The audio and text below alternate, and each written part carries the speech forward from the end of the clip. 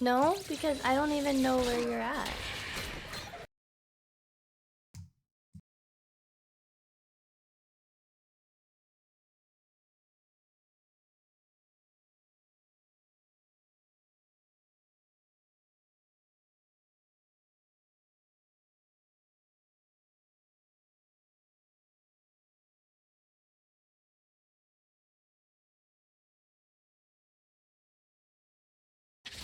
All right, folks, apologize for that. My stream settings were a little weird, so, yeah. Anyways, but we are back into the game. It is 2-1. Gold is about even here for both sides. Do you have any comments, please? No, because my stream crashed earlier too. I see. But, unlucky. Unlucky, for sure. And it looks like we actually might have a fight, and Shmeen is just immediately dead. The dragon will be secured by Eldaho. Zach will go into the passive. Eldaho gets exhausted, will die, Setup fears away, but now the Pantheon comes through for DV4 VP. Setup has to flash away.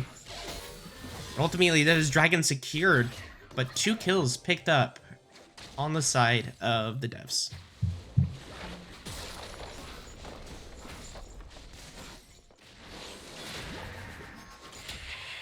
I don't know what that was worth. I feel like the MF or Jinx and the Zaga should just left. Yeah. I mean, it is a Hextech Drake, so that always is nice to have. If we notice, we see this Zac is farming. See, bot lane's pushed in.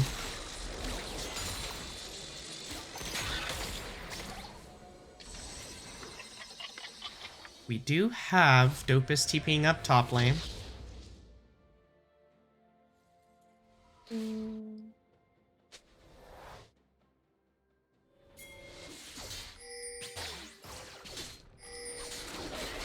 Really nothing too much going on the map. Yeah, just kind of farming, which is what Master Yi wants to do. He is starting out with this recurve bow and a longsword, so is this going to be a Bork rush Master Yi?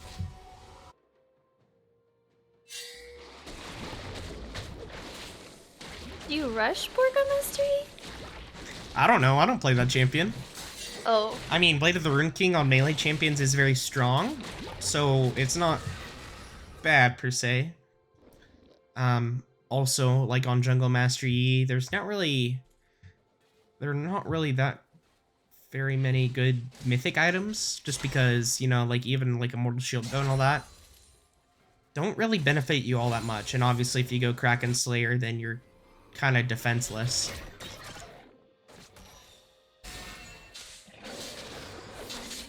So yeah, we're just gonna see Eldaho farming. Not really a whole lot to see. Shinez will keep up and farm though. It looks like Setup actually is just gonna go in and get a solo kill. Okay. The binding will miss, but Shinez will pick up the counter kill there. So 1 for 1 in the mid lane. No, not too bad. And if we look at more even matches here, look at the bot lane farming is very close. Top lane farm though is a bit... that's basically the biggest lead here. Dopus throws up the dabbing penguin. Rotero will be taken for woman respecters here, so should get some plates if they manage to take this successfully, but Shinez is looking nearby. Yeah. Oh. And it looks like Shinez will just die here. Yeah. It was a nice attempt though. It was a good attempt, but left a little to be wanting in terms of actually getting it done. And the misfortune actually comes through on Shmi. Strand will get exhausted, but he will also get healed. So now Red Ranger out of mana Venom. Still has the ult, but his AD carry is very weak at the moment. So when Respectors bot lane, we'll just recall. That was a great double bomb by Venom. Oh. I can't believe they didn't kill the Soraka right there. I felt like that should have been a kill. Yeah, I felt like there was not enough damage there, though. True. Zillion's only damage is his bomb, so... And ADOD will try to get a grab. But actually, the Pantheon ultimate will come through. Flashes, hops on setup. Setup will get a heal by the Soraka, but now Elbow, this is a 1v2.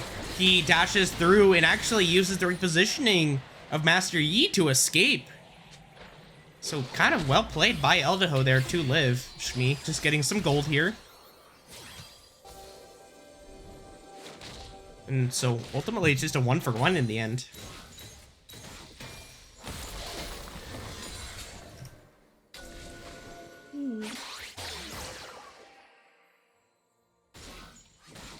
But Dopest. What about Dopest? Dopest is just getting so much here in the top lane. Gets 4 plates. Gets a lot of minions. Just expanding this gold lead. So maybe DV for VP is kind of regretting the decision to come mid. Because it means that first turret will go down. There's 2 levels up on this Pantheon. Yeah, not what you want as a Pantheon, especially since he hasn't gotten much. Yep, and Eldaho will have to flash away there, as the devs will attack. And I believe the Riptail was used mid and got some plates over to Eldaho. We see Red Ranger ghosting, trying to catch out Strain on this Jinx. Will it be successful? That is the question. Red Ranger dodges the trap. Strand will flash away. Will get pulled through, but will take a turret shot. And now Shinez goes into slime form. Eldaho gets slowed down. Hops onto Venom. Is just zoning out Venom and Red Ranger. And Strand picks up the kill on the Zac. So that gank that they tried to make just didn't work. It actually just gave a kill over to Strand. Dopest will miss the Sejuani ult, but it will slow. And setup will land the Vex ultimate. And now things are looking pretty good here for Women Respectors.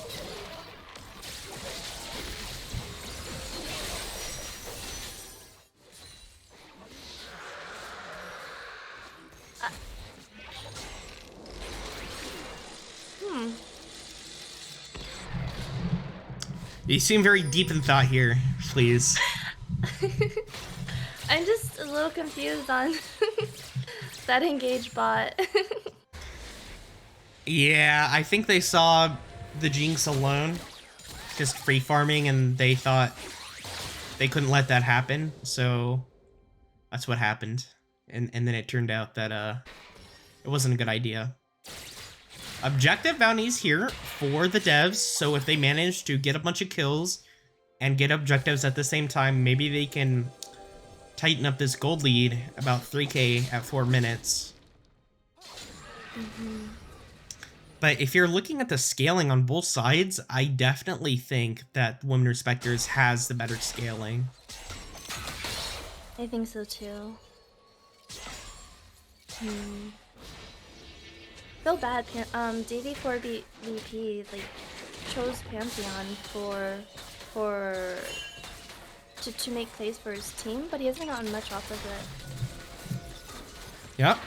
And Pantheon really can't 1 versus 1 to Sejuani, but maybe the mid and jungle can 1v2 or 2v1 Dopest. Yeah, Dopest will die here. We'll just get sucked down by that Swain. That is a shutdown given over. But now setup is going in. Knows that Shinez has no slime. The flash comes over, but it's too late. And now that is ADOD and setup fighting. Setup knows that ADOD has no... Oh my god. Okay. For a second there, I thought that was coming from the red side. Uh-oh. DV4VP might be looking at something get sped up. Just a bazillion wards here. Just getting taken over. So while all that was happening top lane, DV4VP was sitting in this tribush like the whole time. Yeah. That means that he's gonna be about 30 CS down at this point. There's actually an ultimate coming mid, but I don't know if deep. Oh my goodness, that is pitiful damage.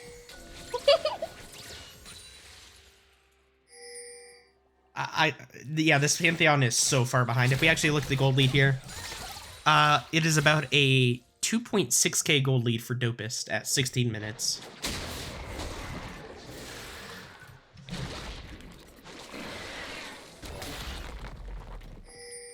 So, not what you want to see here. That's okay, because he just needs to stun the E when he goes onto his back line, I think. And the rest of his team will be fine. So first turret, or sorry, not first turret, bot turret will fall. Actually, maybe it is first turret. No, Dopest already got first turret. So second turret given over to Respectors. Not a whole lot going on. Dopest just continues to farm. How's that?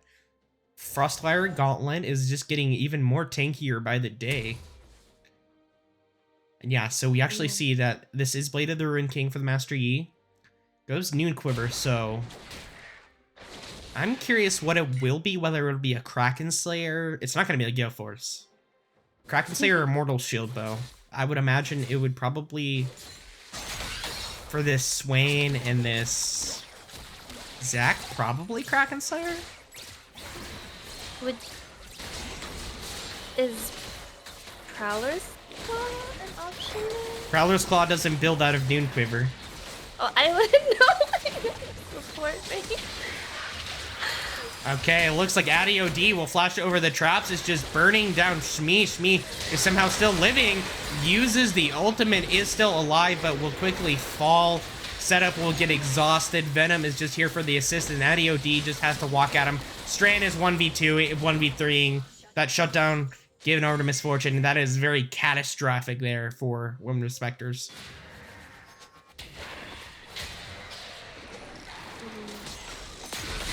Rift Herald summoned, so you have to believe that this mid turret will fall unless Dopest wants to try and contest with Eldaho. But I don't think that's going to happen. Oh, good double bomb.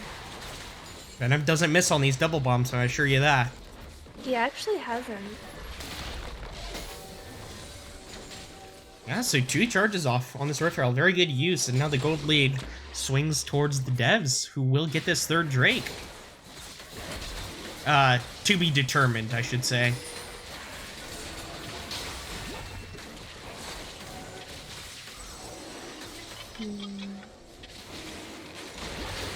And Eldaho is just taking so much damage, but Venom will immediately die. Isn't able to use the ultimate, but Red Ranger got a nice Misfortune ultimate off, and now Dopest will fall. Double kill given over to DV, but Jinx might be massive in this fight. Setup misses the ultimate, and Strand makes Red Ranger flash away. DV still sticking around. We still have Shinez here. Might try to make some sort of steal happen. Maybe. Maybe. That was really good positioning by the Jinx. She actually was able to get off a lot of autos. Yeah, and Shinez is just caught sleeping here. Decides to farm Raptors, but maybe Setup will be farming him instead. Oh no. What?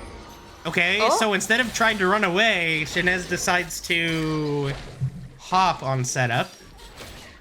Oh no. Not sure if that was the best idea. TP comes through, and now this is going to be ADOD donating his life over. Oh my.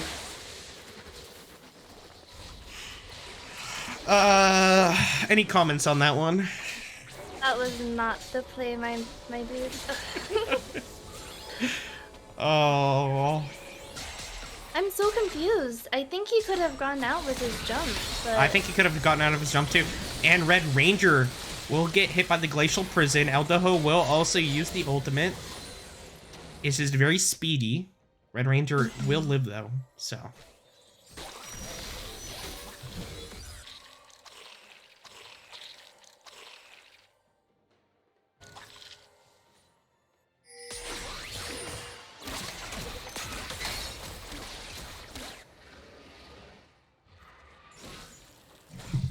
All right, provide me with some commentary here, please. Commentary. Wow.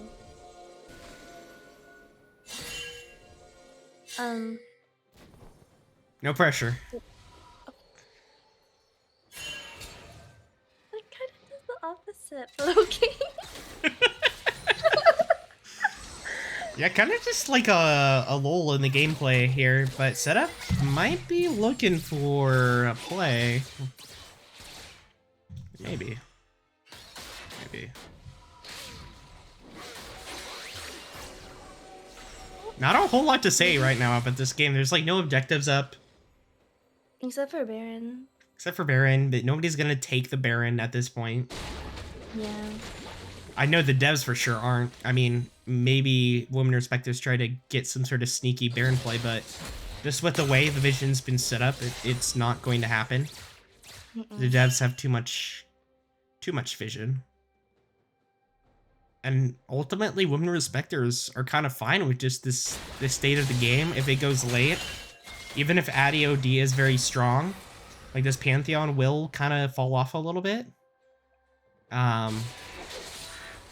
Obviously, Zillion's always a good pick, but just Vex and Jinx and Master Yi in the late game is very scary.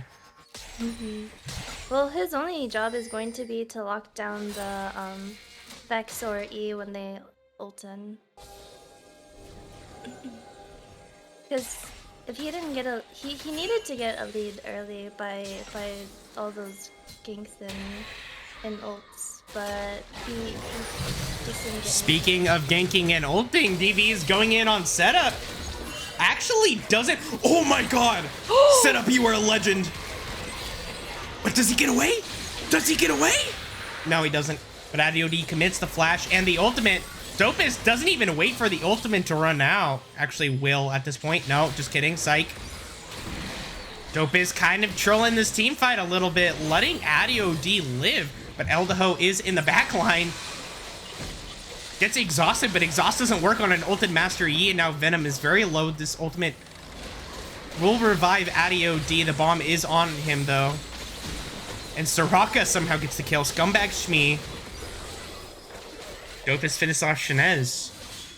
So even though setup died there, he bought enough time for his team to clean out the rest of the fight. Oh my gosh, setup is crazy. Yeah, setup's too good. That was... that needs to be clipped. That was so good. Somebody clip it. Clip it. Now DB for VP forgets that he's not the jungler, is trying to threaten something. That actually has a lot of damage on Strand. Okay. So they actually will pull off of the Baron.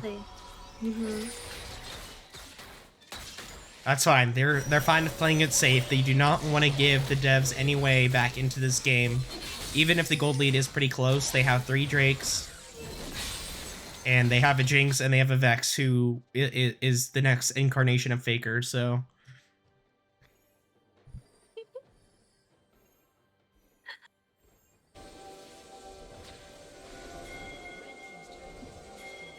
Looks like Drake is almost up. He'll be their fourth Drake on blue side. Yep, 4 Drakes the charm for the devs, Sword Woman Respectors here. It is an Ocean Soul, so definitely not a soul you want to give over to a Swain. So securing it for themselves would be very good. Look how little damage Dopest is taking, and even then, the minuscule damage that Dopest takes just gets healed up by Soraka.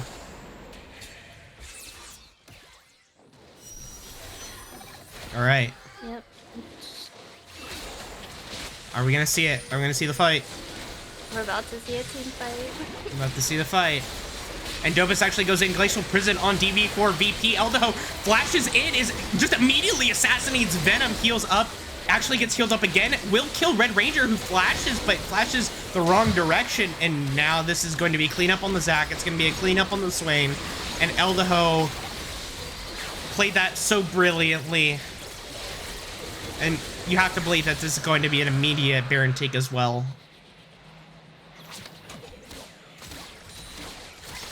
Wow, And no one died on Women Respectors. Yeah, so a 5-0 clean ace. That is stuff of beauty.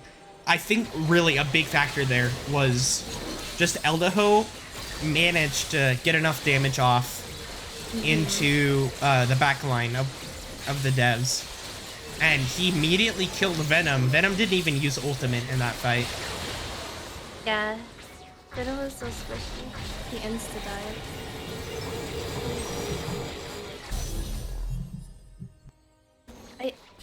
I feel like Venom needed to hold his double bombs because he threw them, but Dopus ran right through them. Oh. Yeah. People forget that Master Yi can't be slowed when he's ulting, so... So, really... Half their team goes immune, pretty much, with Vex ult and... Yeah. Now we have a 5k gold lead at 27 minutes. It's not insurmountable, but you gotta take into account the fact they have Ocean Soul. They have Baron. They have 4 Drakes. They have Sejuani and they have Master Yi. It's Master Yi. Very scary.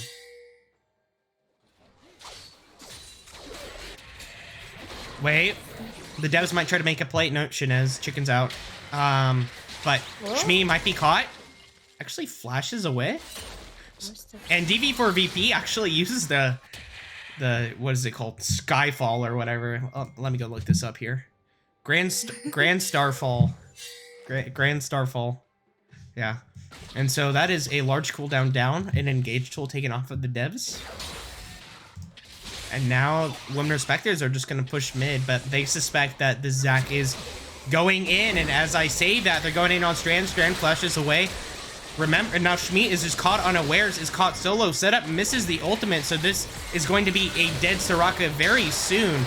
And now Strand is caught, but while Strand is caught, he's healing up with the Ocean Soul. He might not live, but Setup already has a double kill. Shinez misses his jump, misses the knockup, and this is triple kill for Setup. And meanwhile, if we look at bot lane, something's happening. Something's happening, Fleece. You want to mind explaining to me what Eldaho's doing? Eldaho's just split pushing on E. Yeah. Because his team can pretty much 4v5 right now. Yeah, and AudioD dies under turret. Oh. This is looking done and dusted. If you can't win that fight where you have a numbers advantage and you kill the Soraka almost immediately, you're not going to win. Well, the issue is that they just kept their tanks, like, and just went after the other ADCs. Like, they left me and oh no, they left Red Ranger and Zillion all by themselves, and they just got instant popped by the Sejuani and Vex. Yeah, definitely. Yeah, I'm gonna throw Setup a bone here. He's definitely a top 10 mid laner in La Liga. Throw him a bone. He's a very good defensive mid lane player, so... Throw him a bone? Yeah, throw him a bone. You wouldn't get it. No, I get... Oh, never mind. And now, with super minions in the mid lane and the bot lane, you have to believe that Women Respectors want to see something happen in the top lane. Probably get this tier 2 down. They would love to get an inhibitor down. And while you see AudioD does have TP, but Shinez is not here. He's just farming his Gromp with his blue side jungle. And now Red Ranger barely escapes for now, but Eldaho will chase him down. The Grand Starfall won't come through. And Venom will flash ultimate, will get it done. But now this just means that DV4VP sacrifices his life. Strand is tanking the turret for some reason, will die. Some Proton Plat plays right there. And now Shinez looked like he was considering going for an ultimate, but he decides against it. Ooh, I don't know. It was pretty clear that MF should not have been there. She was all by herself. But Yeah. we saw how everyone And on the map was. ADIO-D is just taking a bazillion damage from setup. And now this ADIO-D will not die quite yet, uses the Zhonya's, but it's just fodder for more kills towards setup's KDA. Shinez will go into slime form, but it just allows Women Respectors to pad their damage stats. Double kill for setup. 13, 4, and 8 on this Vex.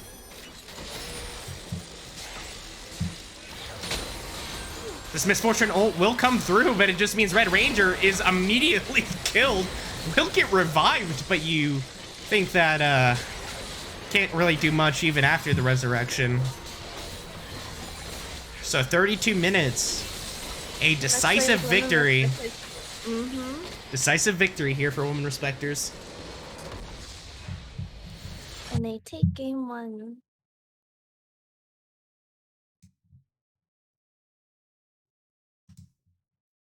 Oh. All right. And we will be back with a brief intermission. Stay tuned. Who knows? Maybe the next game will be equally as exciting.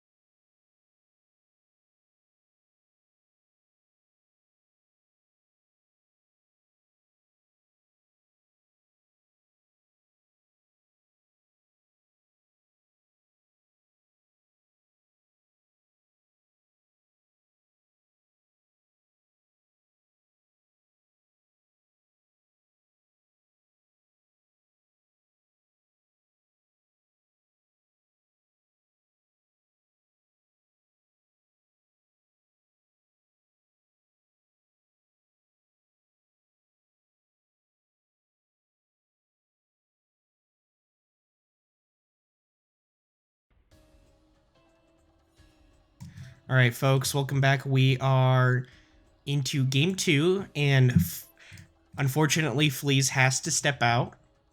So we are having the one, the only Monsters Inc. Injustice. Injustice, how you doing? Good, good, good. I'm seeing a lot of casters struggle with, top stuff. So I'm here to, make sure every lane gets their own, information. True. True. Yeah, because top lane is such a boring lane that nobody really cares to analyze it. I'll be honest. You're right. It is kind of boring. It's even boring to the guys up there. So I don't blame them.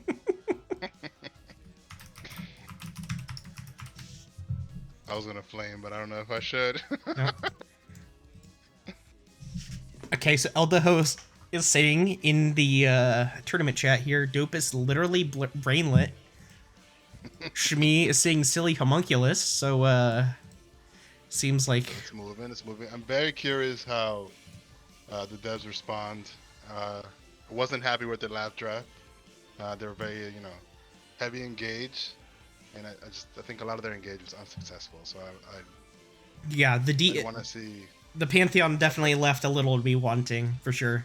extremely. And I've been commenting on this like most of the season. Dave is an amazing player. I think that a lot of his, his Shen ults and even the Pantheon ults during the last game, as you saw, uh, they're either the engages are way too long, or he's just doing it at bad times where his waves are pushed in. And as you saw with Dopus last game, he got a lot for it. And 15 minutes into the game, there's a two level lead on Dopus, and there's not really much you can do, especially with Sejuani being a way better champion late game. Yeah, well, they're stealing the Sejuani away this time, putting that on DV probably, and they're giving. Or is it Eldaho? The flex? Hello? Eldaho? The flex edge? I think you're looking at the wrong team there. Did you say devs? Am I? Yeah, the devs has Shinez right now for their jungler. Eldaho is on the woman Respectors. Oh, I thought you said they took away the sedge. They did. You're Yeah. right, I am. Ooh, alright, first time, whoops. Word time, whoops. It's okay. I got it. It's still a flex. It could either go on Shenex. Is that just Shinez. YX? No. Change the name again? Shinez is a substitution for the devs because Giuseppe Hack is currently on an airplane. Cool. I'd want to be on an airplane too if I saw that last game. Whoa! Whoa! Okay, I do not condone my co-caster's comments. So Amumu here. I think this is an Amumu Misfortune bot lane. That's a very strong combo, if it can be pulled off correctly. Venom is very, very, very prone to select either Thresh, Amumu, or Zillion. So it does work in his wheelhouse of champions. I'm liking the Morgana and the Trundle into Sedge and the heavy CC they have. I'm assuming they want to protect Strand and Setup as much as possible. Setup had an amazing game last game. Yeah, Setup. I'm very curious of what he does this game. Yeah. Man, Setup is just too good. Oh man. When you think you're ganking Setup, you're wrong. He's ganking you. True.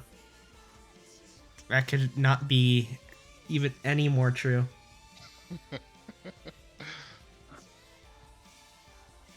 So we have what lanes do we have left? For Both teams. Ruin Respectors, we have probably top lane left. Unless it is Dopest on Trundle. I don't know.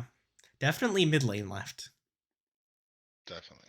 Which is something I want to know. Is it Vex again? No, it got banned. Is it Syndra? Is it Anivia? His champ pool is massive. Oh, Dopest? Or not Dopest, sorry, Eldaho? With the cane. With Kane? Somebody watched the Damn One Kia series? I'm very, very happy with Eldaho's champion selections the last two games. He wants to carry. The Yi? He said, I got this game. Yeah. And this is just getting even more disgusting of a wombo combo comp on the side of the devs. Seeing if this Malphite is the pick, which it is, no damage. It's gonna be all on red to make this happen. This has to be a troll hover. I think. I hope.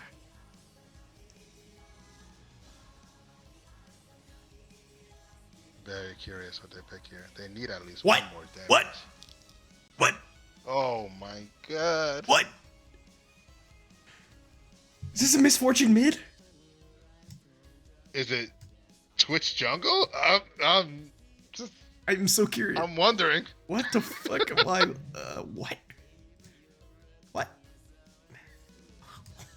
They had such a good composition.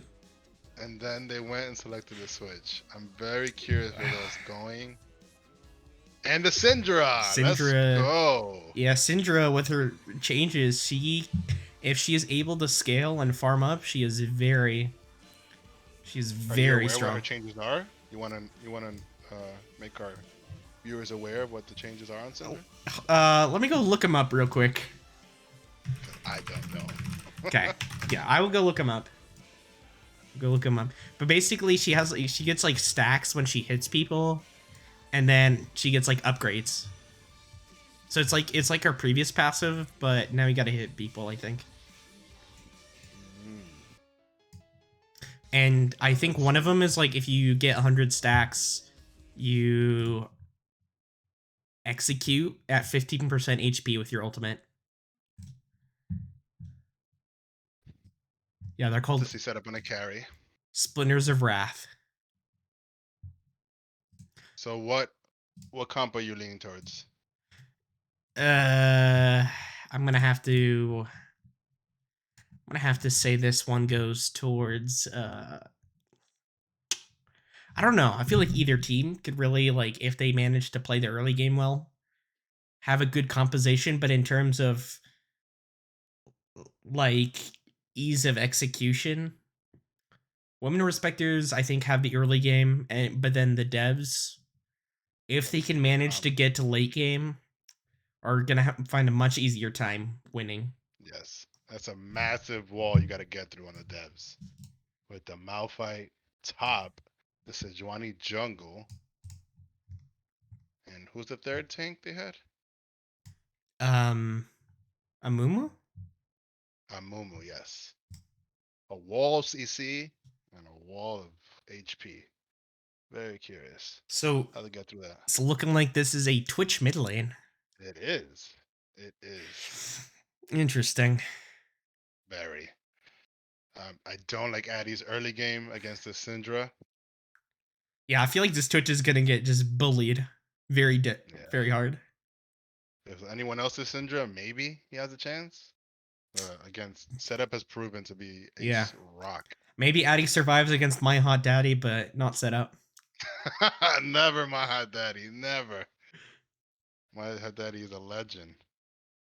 Don't disrespect our grandpa like that.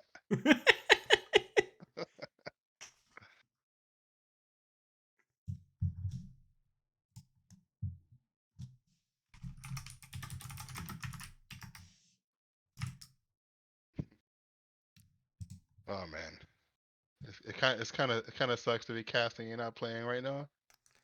Yeah, there's definitely lots to talk about in terms of the reason that the roots have gone, but uh, but let's focus on this series. Do you have any final thoughts before we take it to a break? Final thoughts. I need Red to put on his carry pants on. Addy as well. Because if not, this is gonna be a quick 3-0. I see. Thank you. I would concur. We'll take it to a break.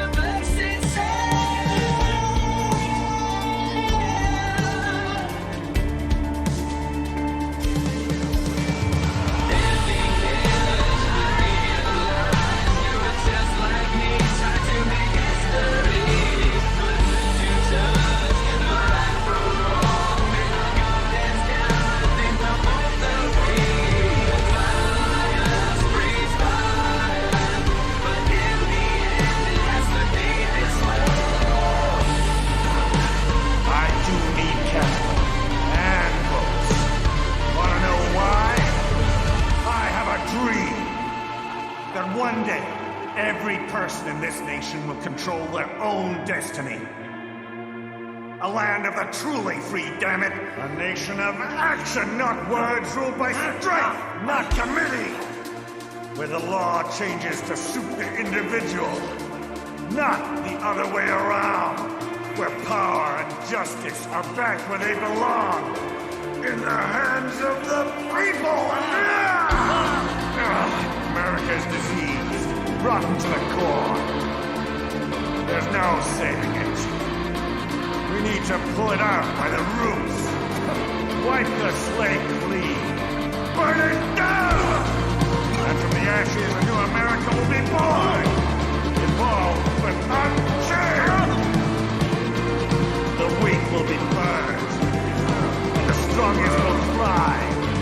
Free to live as they see fit. They'll make America great again!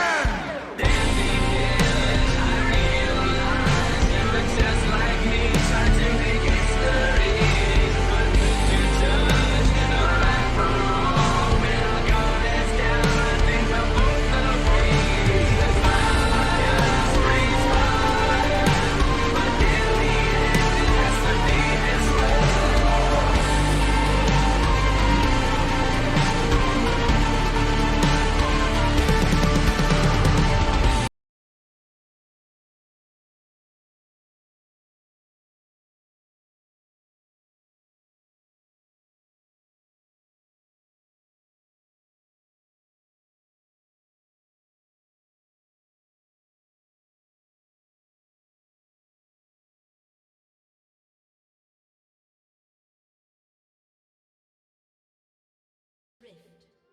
Welcome back, folks. We are into game 2. Women Respectors. Ooh. Ah. Close. Women Respectors versus the Devs. Women Respectors took game 1 in a convincing performance with Eldaho on Master E. So now the Devs are looking to strike back. Devs has gone with a comp that relies heavily on their 2 ADCs. So I'm curious on what Venom is going to build because they're lacking on AP unless Twitch does I AP. wouldn't be so sure. Yeah, this is a Doran's ring on Twitch. Okay.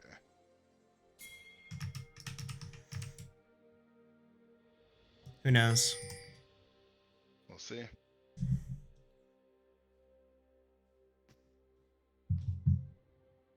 We do see that there is a ward placed here on the red side for Women Respectors. Yeah, we'll have a little vision on where Shenez is starting. Yeah. But with both top laners leashing, it should be pretty obvious which side each side is starting on. Both of them just mirroring top lane.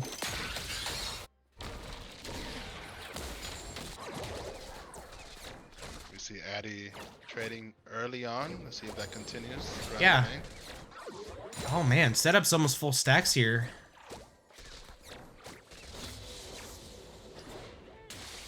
Just kind of poking them out with the hail of blades and the auto attacks. So for individuals who don't play mid or ADCs, for instance, like myself, what is Addy's goal here? Really it's just going to be to farm up. I mean, if he's going AP Twitch, the whole thing about AP Twitch damage is like E procs and that poison. That's where all your damage comes from. It won't necessarily be from your auto attacks. And we do have an early gank coming in. Shenez actually flash Q. dash flash. Yeah, dash flashes. Gets the flash out of setup. So flash for flash trade. But the Twitch mid really is going to be if Women Respectors let him attack unperturbed. His auto attacks are not going to do that much damage if he's going AP. But then he presses E on a full stack target, and then they lose most of their HP. Yeah, but the top lane's trading.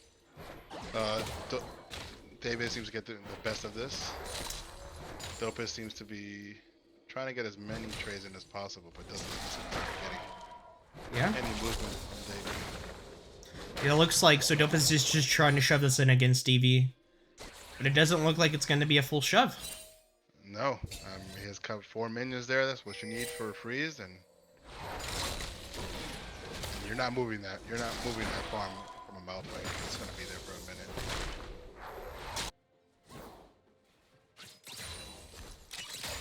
It looks like Eldaho is trying to find, and actually Red Ranger might just be dead here. Maybe. Oh, Venom misses the bandage toss, the first blow. Oh, and Dopus. Oh, David is just better. DV for VP is just better. David and minions. David and minions. Yeah, sorry. Let's give them the assist. And now Addy OD is trying to fight. He's losing the fight he decided to pick. Gets ignited, and those Twitch stacks are going down. So setup is very low. Should theoretically survive this. Will survive. We've seen multiple fights. And Venom just decides to... Oh.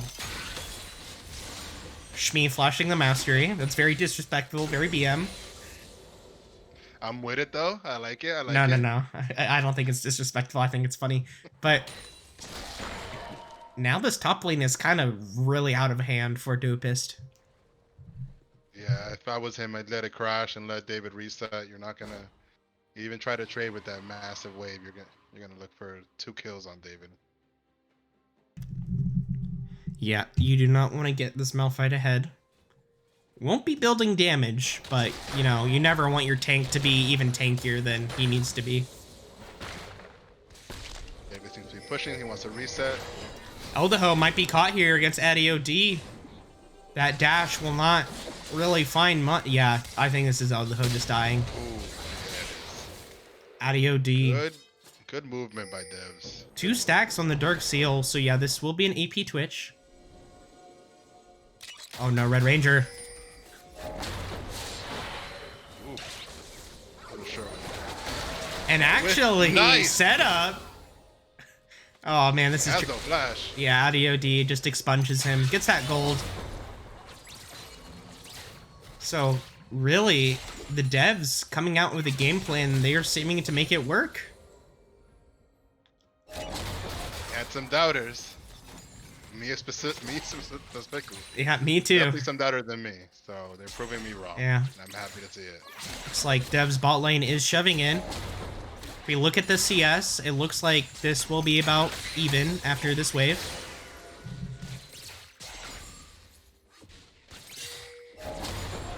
Devs have the CS lead all around mostly, outside of jungle. Yeah. Looking pretty good. It's only a 500 gold lead though. Yeah. With all the carnage and blood that we saw in the last 6 minutes, I'm shocked. It's just fine. Yeah, and surprisingly, setup is about 10 CS behind. We'll be able to farm a bit more, but we see Addy OD actually uses the ultimate, but both of these laners are level 6. Who will... Oh my god. And now it is just a 1-for-1, but the shutdown will be given over to setup. Setup and Addy OD are just battling it out in this game. Eldaho pushing that wave, so I kind of like it more for setup here. With the shutdown and Addy loses his entire wave. Yep. Fortunately, we see something happening top. Uh-oh. Uh-oh. So this flash, I guess the E, and it's over for Dopist. It's over. Yeah, this lane's over. Not what you want to see. And Eldaho is ganking Red Ranger for the 20th time. Eldaho has been very active in the ganking section. Yeah. And even with all these ganks towards the bot lane, he is up pretty significantly on the Sejuani. I mean, it's well known Kane's clear is very, very easy. Very quick, so Yeah. not shocked. Yeah, and now Addy OD is just taking away the little raptors. The red side jungle of Women Respectors is not Women Respectors to take. Oh no, we look... Okay, Shmi uses the black shield, uses the heal. I need Dopus to push this lane this quickly. Try to get the most as he can. Try to come back into this game, and this is the way he does. David continues to roam. And this is how David comes back. The Dopest Yeah. comes back. We might. It looks like Shinez maybe gets spotted out here. Is able to run away. Dopest has been fully pushing his lane, which I'm not happy about. But David continues to just wait for an opportunity to gank. Yeah. Even with this Malphite roaming all across the board. Oh, we actually might have an engage here. Shmi forces the flash out of Red Rangers. But what I was going to say was, even without, or even with DV for VP roaming all across the board, Dopest is still behind 10 CS. That's a gold difference. Yeah. 800 gold difference already for this top lane. And this is what I spoke about earlier. I don't understand why Dopest is going to push that in, get at least one plate. You know, it's not going to be, you're not going to come back, you know, instantly, but you got to make small movements to do so. As Dopest has a big role in this comp that they have. She chews away the defense from these tanky ass players. Dopest needs to find a way to come back. Yeah. I think even if Dopest is behind, just the utility that he will provide, if he is able to, you know, use his ultimate on the Sejuani or the Malphite, just the fact that he steals those resistances makes him a lot easier to shred while being tankier himself. Maybe there is some usefulness in that. Yeah.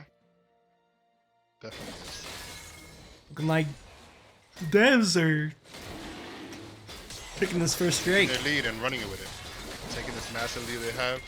Massive Now lead. almost 1K, you know. 10 minutes, 1K. Respectable lead. We'll call it respectable. Fine, let's go respect. I'm trying to hype him up, alright? I want this to go to 5 games. Well, if it goes to 5 games, it'll be past your bedtime. Very true, very true. I'm gonna have to start getting my coffee or something. Yeah. We just see Strand just solo farming bot lane. Just lots of laners playing Farmville. DV might be caught, just is unstoppable. Goes away, but now that they know that Morgana is top, that there's immediately a counterplay by the devs in the bot lane. Strand might get... Very bold there. Yeah, Strand might be caught. Well, no. It looks like he's fine, but...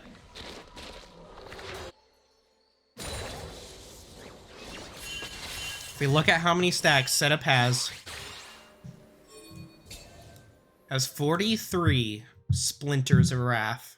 I believe that's what they're called. If he gets to 100... Yeah, Splinters of Wrath. If he gets to 100, his ultimate will execute below 15%. Oh no, Dopest. Injustice, I think we've seen this before. Oh no. We have, this is the deja vu. Guess the E. And there you go. Another one for David. Oh, jeez. Very curious. I've seen this throughout many games from the devs. There's always a focus top lane. I see the bot lane constantly being weak side. I feel like as their win con, they need to be down here more. You know, we had Strand by himself. There's an opportunity for Chenez to come and, you know, get their bot lane ahead. That is true. You definitely don't want a Jinx to be free farming. But I think... Did... Shmi used heal? He did. Okay. I'm not crazy. I think he was full HP too, right? Something like that. I have no idea. That fat finger gets it all. And it looks like we're gonna have a roam here down in the bot lane. Addy will get spotted out. So this is the advantage of having a Twitch in your comp. Everyone's scared once he goes hidden. The moment you don't see Twitch. And Dopest is trying to fight DV for VP. He uses the ultimate, is getting some nice damage off, will heal a little bit. But, man, this is just looking rough for this Trundle. Yeah, I wonder if he had ulted a little sooner, but I would have gone. Oh no. Dopus, oh I see. Dopus really just wants to get the shove to get these turret plates before they fall. I don't think he'll get it, and it's solo bolo. Oh my god. Solo bolo. Jinx ult will come through. It won't even hit. And this Rift Extra Herald. special. Yeah, Dopest made a calculated risk, but man, is he bad at math. And Addy with a nice flash there. We'll get a lot of damage down on setup. That expunge is doing so much damage.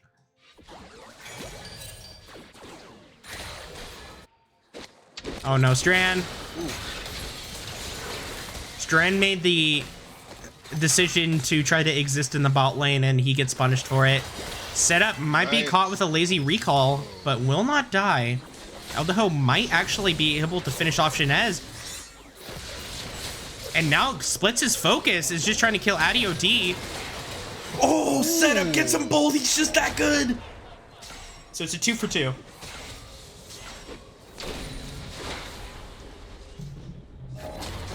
Things you love to see. Shmi. Setup coming back into the game. Yeah, and now Shmi just has to try and, you know, recoup something in the bot lane. Dopest has the audacity to try and exist under turret in DV4 VP's lane. Yes, I like to see this. I like that David taking advantage of his lead and poke under lane. As a top laner, you want to do this. You want to shove in your wave. When you're this ahead, you want to shove and you want to poke. Yeah. Ultimately, this is looking very, very, very depressing if you're a Trundle player. So we actually see Blue Cane coming through. I'm not sure how much I like this. Just because this Trundle is so far behind that, like, he's not tanky at all. I would assume Elderho's thought is there's only 2 individuals we need to kill here, and that's Red and Addy. But yes, just like yourself, I don't like it. I think red form is so much better. And now Eldeho is going in, is splitting focus on targets again. Strand will get hit by the Amumu ultimate, and now Addy might be caught, might be killed.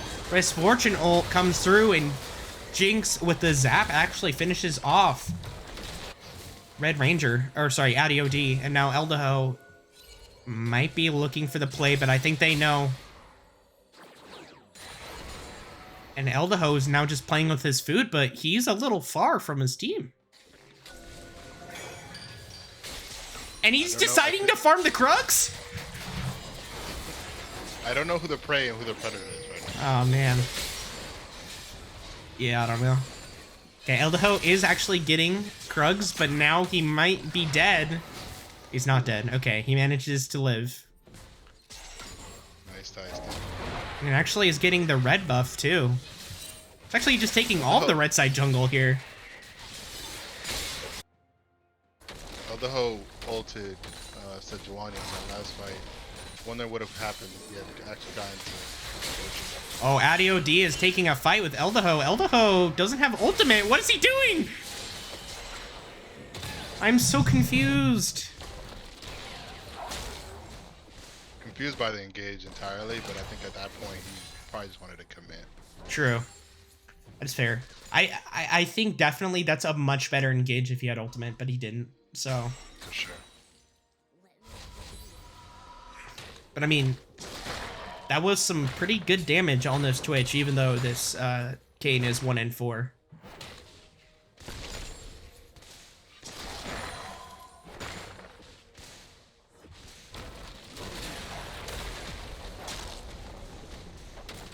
Poor Dopest. Doing the best he can. Yeah. After Oh my 2K gold goodness. lead top. Oh god. Yeah. 2K gold lead. Oh no. Oh no, Dopest. He has to just give up this turret. There's no way he lives if he tries to stay down there. We might have a fight in the top lane though. Eldeho First just... turret goes to devs. Yeah. Looks like Addy OD is coming up too, as well. Setup will not be there in time. Oh no. Oh no, Eldaho. He used his E. He cannot go through walls anymore. And he's dead. Ooh, a little overkill on the sedge, but... And now DV4VP is just smacking Dopest. Oh no. Oh no, Dopest. Dopest. Oh, DV misses the ultimate, but it doesn't even matter.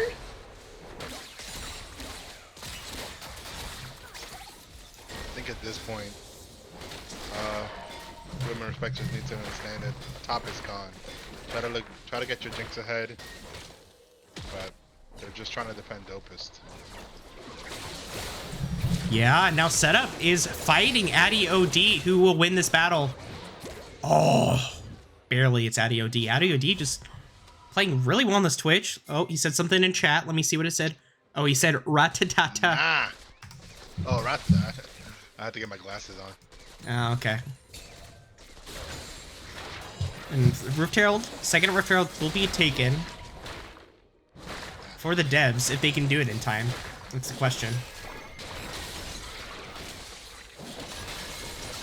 Yeah, they should have it. Wonder what Rob has to say about how Addy's playing Twitch. Well, it's an AP Twitch, so I don't think Rob, Approves? I wouldn't say, So Red Ranger just used Ghost there. Another fat finger? I think maybe they saw the cane and were scared.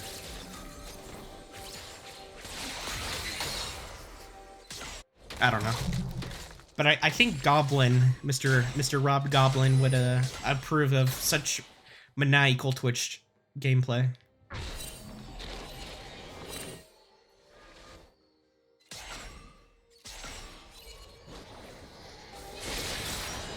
Alright, so Eldaho just used his W key. Oh my god. He's doing no damage to this Sejuani. Shmee hops over the wall, dies. No, actually kills Red Ranger. And actually flashes away, but I don't think it's gonna matter. Oh my god, this Malphite is taking absolutely 0 damage. Legit a tower. Oh my god. David is legit a tower. Yeah. Instead of doing the best he can, trying to get this mid tower, Dope is doing the same. Good to see women respecters trying to get some gold elsewhere. This boss is gone. Yeah, but it's looking a little dire here. This is gonna be third Drake taken over. If you can imagine the damage this Twitch is doing at currently, and now imagine this Twitch with Infernal Soul. Scary. Yeah, very scary.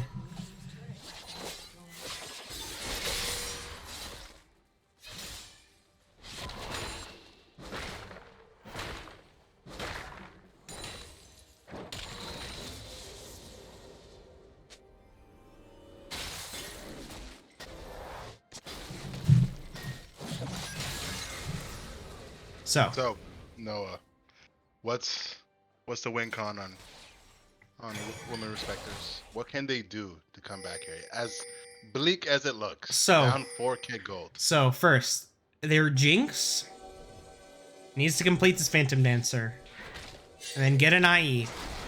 Do not get an Anathemas. And then after this IE, I want to see a Lord Doms. Just for this Malphite and the Sejuani. I think if setup manages to get like a bunch of kills, gets that 100 stacks of the Splinters of Wrath, this could actually be very winnable for women respecters. Let's hope caught again. Oh no. Yeah, Eldaho had the audacity to try and be in his jungle, so the devs decided that they were not going to let that happen. Who's jungle? Eldaho doesn't own a jungle anymore. Yeah, exactly.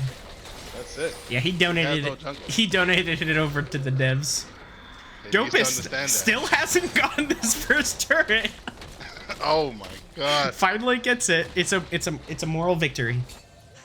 There we go. Yeah. But now just like blue side jungle gone, given over to the devs. They just keep on getting kills. They keep on getting objectives. They're stealing everything away from Women Respectors.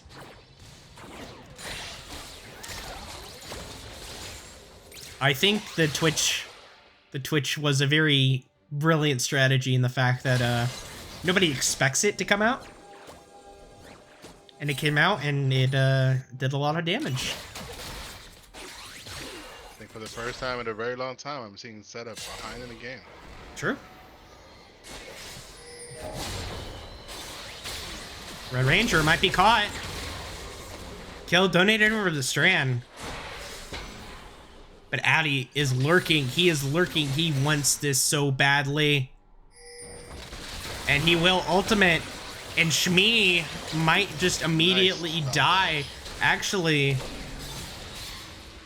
Oh, it doesn't even matter. That passive, I guess, is either true or physical damage. So.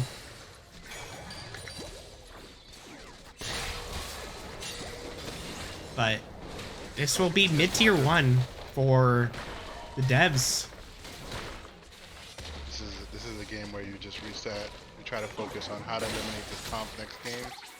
In case they're trying to run it back, try to find a weakness into it because it's gonna be very hard for you. Yeah, I don't know. I'm seeing 14 stacks on this Twitch already, and I'm thinking this one's already over. Like, just Crown of the Shattered Queen Twitch is so strong because he just gets all his damage off. And if you try to like kill him immediately, he doesn't take any damage for like the first 3 seconds. So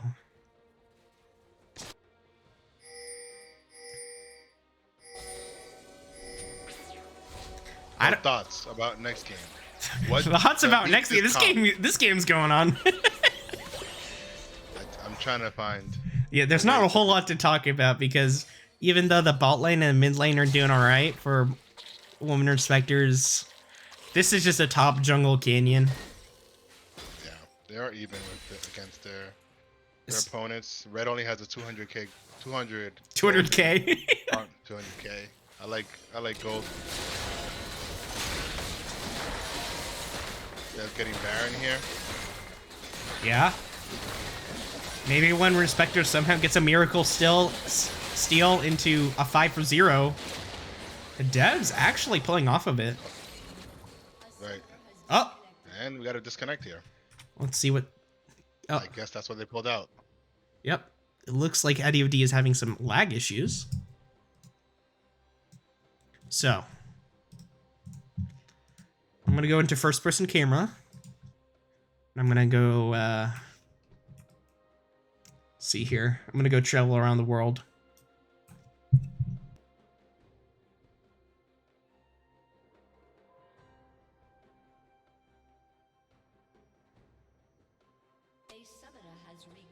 Alright, and we're back. Alright, we're back. Okay, and this pause just happens. Because when you pause, you gotta keep the delay, so.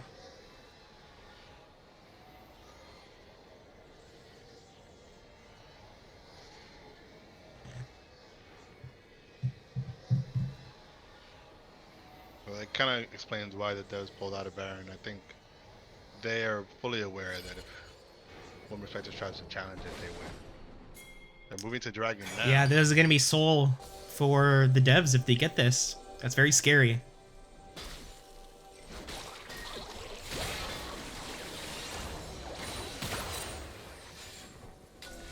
Getting some poke in.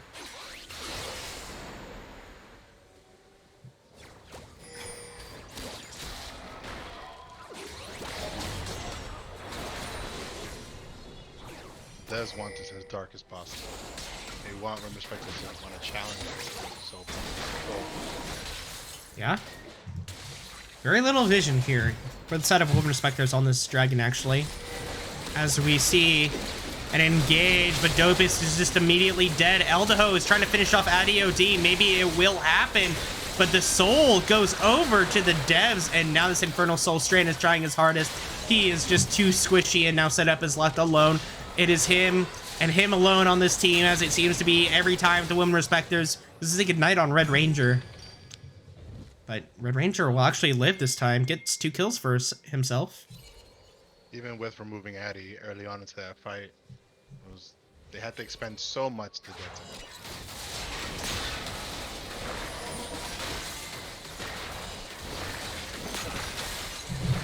Yeah, I mean, with Baron, with Infernal Soul, with such an insurmountable lead, surely there is no way that the devs do not win this one. Waiting out, giving Baron also to Addy. Here you're the 5-man mid and just assert your dominance. Yeah, honestly, I feel like this Twitch could just 1v5 pentakill. And he deserves it. Played really, really good this game. And this Twitch playing like a psychopath, I hate to see it. He was aggressive from the start. It cost him early on, but with the focus from both top and jungle, it got him really ahead.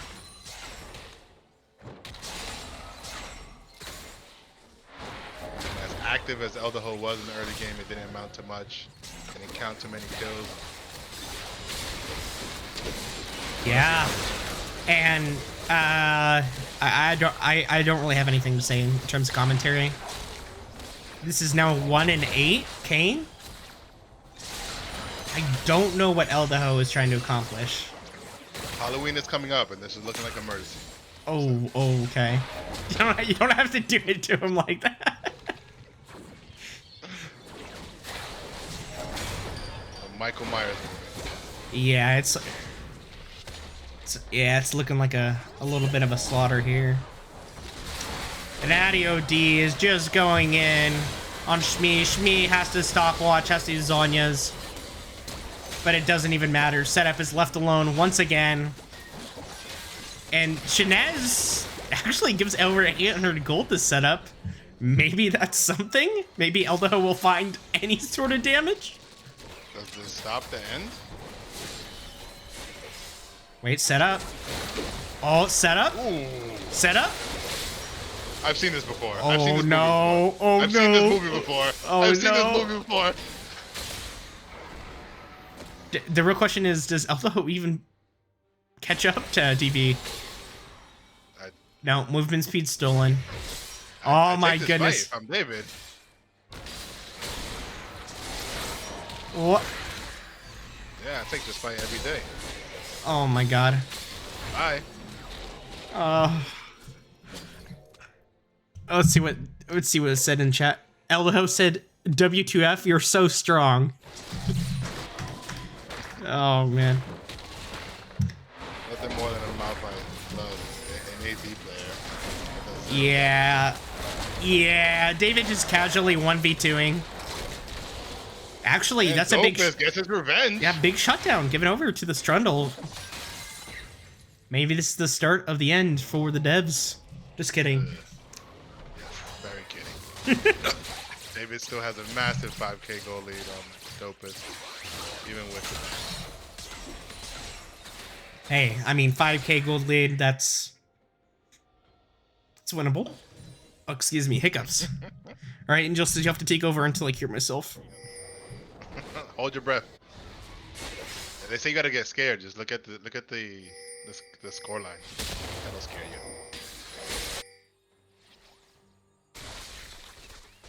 Yeah, women respecters just biding their time, waiting for the Nexus to be shut down.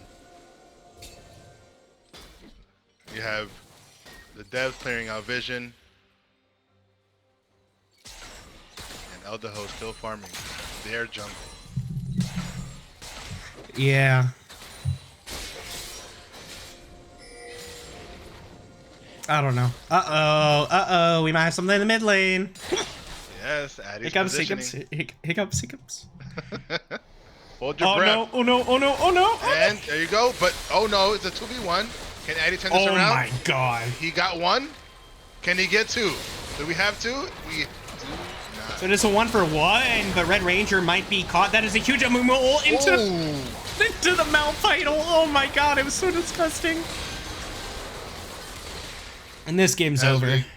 It's over. This is it. No. We expressed during the draft that this was the easier comp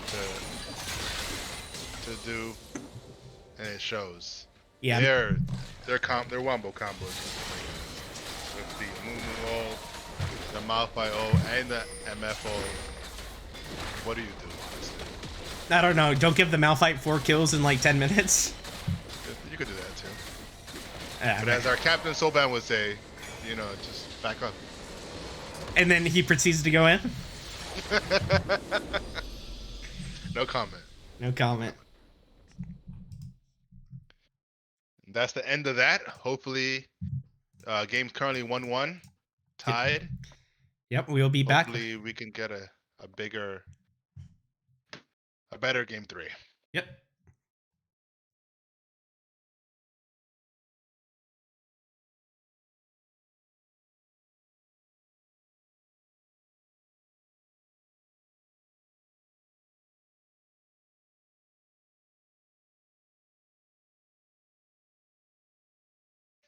I'm a bet. Let's go. Oh, great. You really want to put 2 toxic individuals on a call?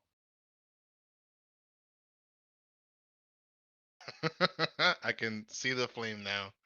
Well, you're gonna be flaming the losing team constantly.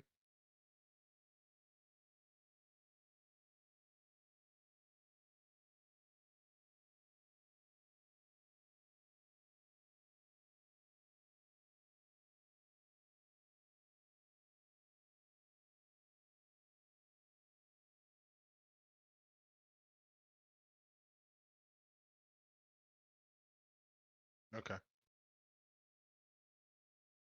I don't. I will have to be moved there.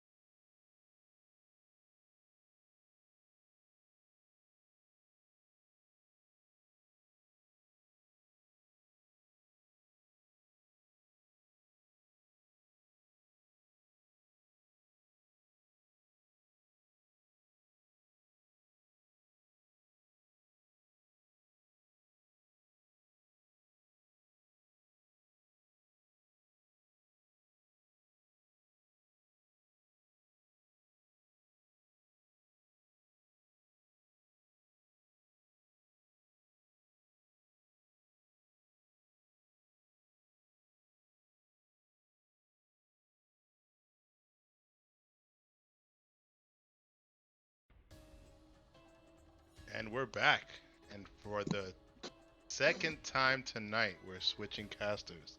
You will have myself, Injustice, one of the best top laners in La Liga, and Flash of Night mid. Um, I don't know. I was just told that I was casting, so I just showed up. I have no idea. I wasn't even watching the games, to be real. I'm coming into this into this game completely blind. I don't even know what the score line is. 1-1, okay. 1-1. I'm For the gonna be honest. 1-1 makes this series seem a lot more competitive because I was coming with the perspective without even watching the games that I felt like it was gonna be very one-sided. But hearing that's 1-1 means we definitely have a series on our hands. I will say that half of the job is just showing up. So thank you, Flash of Night.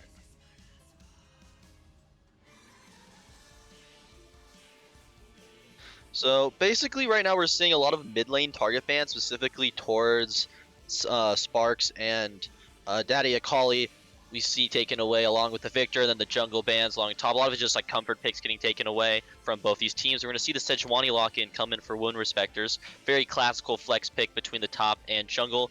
Not really too surprising. Honestly, it would be more of an interesting pick to see something they take that they're like really wanting, but it could be a competitive pick within the series. So we'll see what devs respond to. Do they take their bot lane here, or do they just match the jungle ban and maybe blind their mid laner?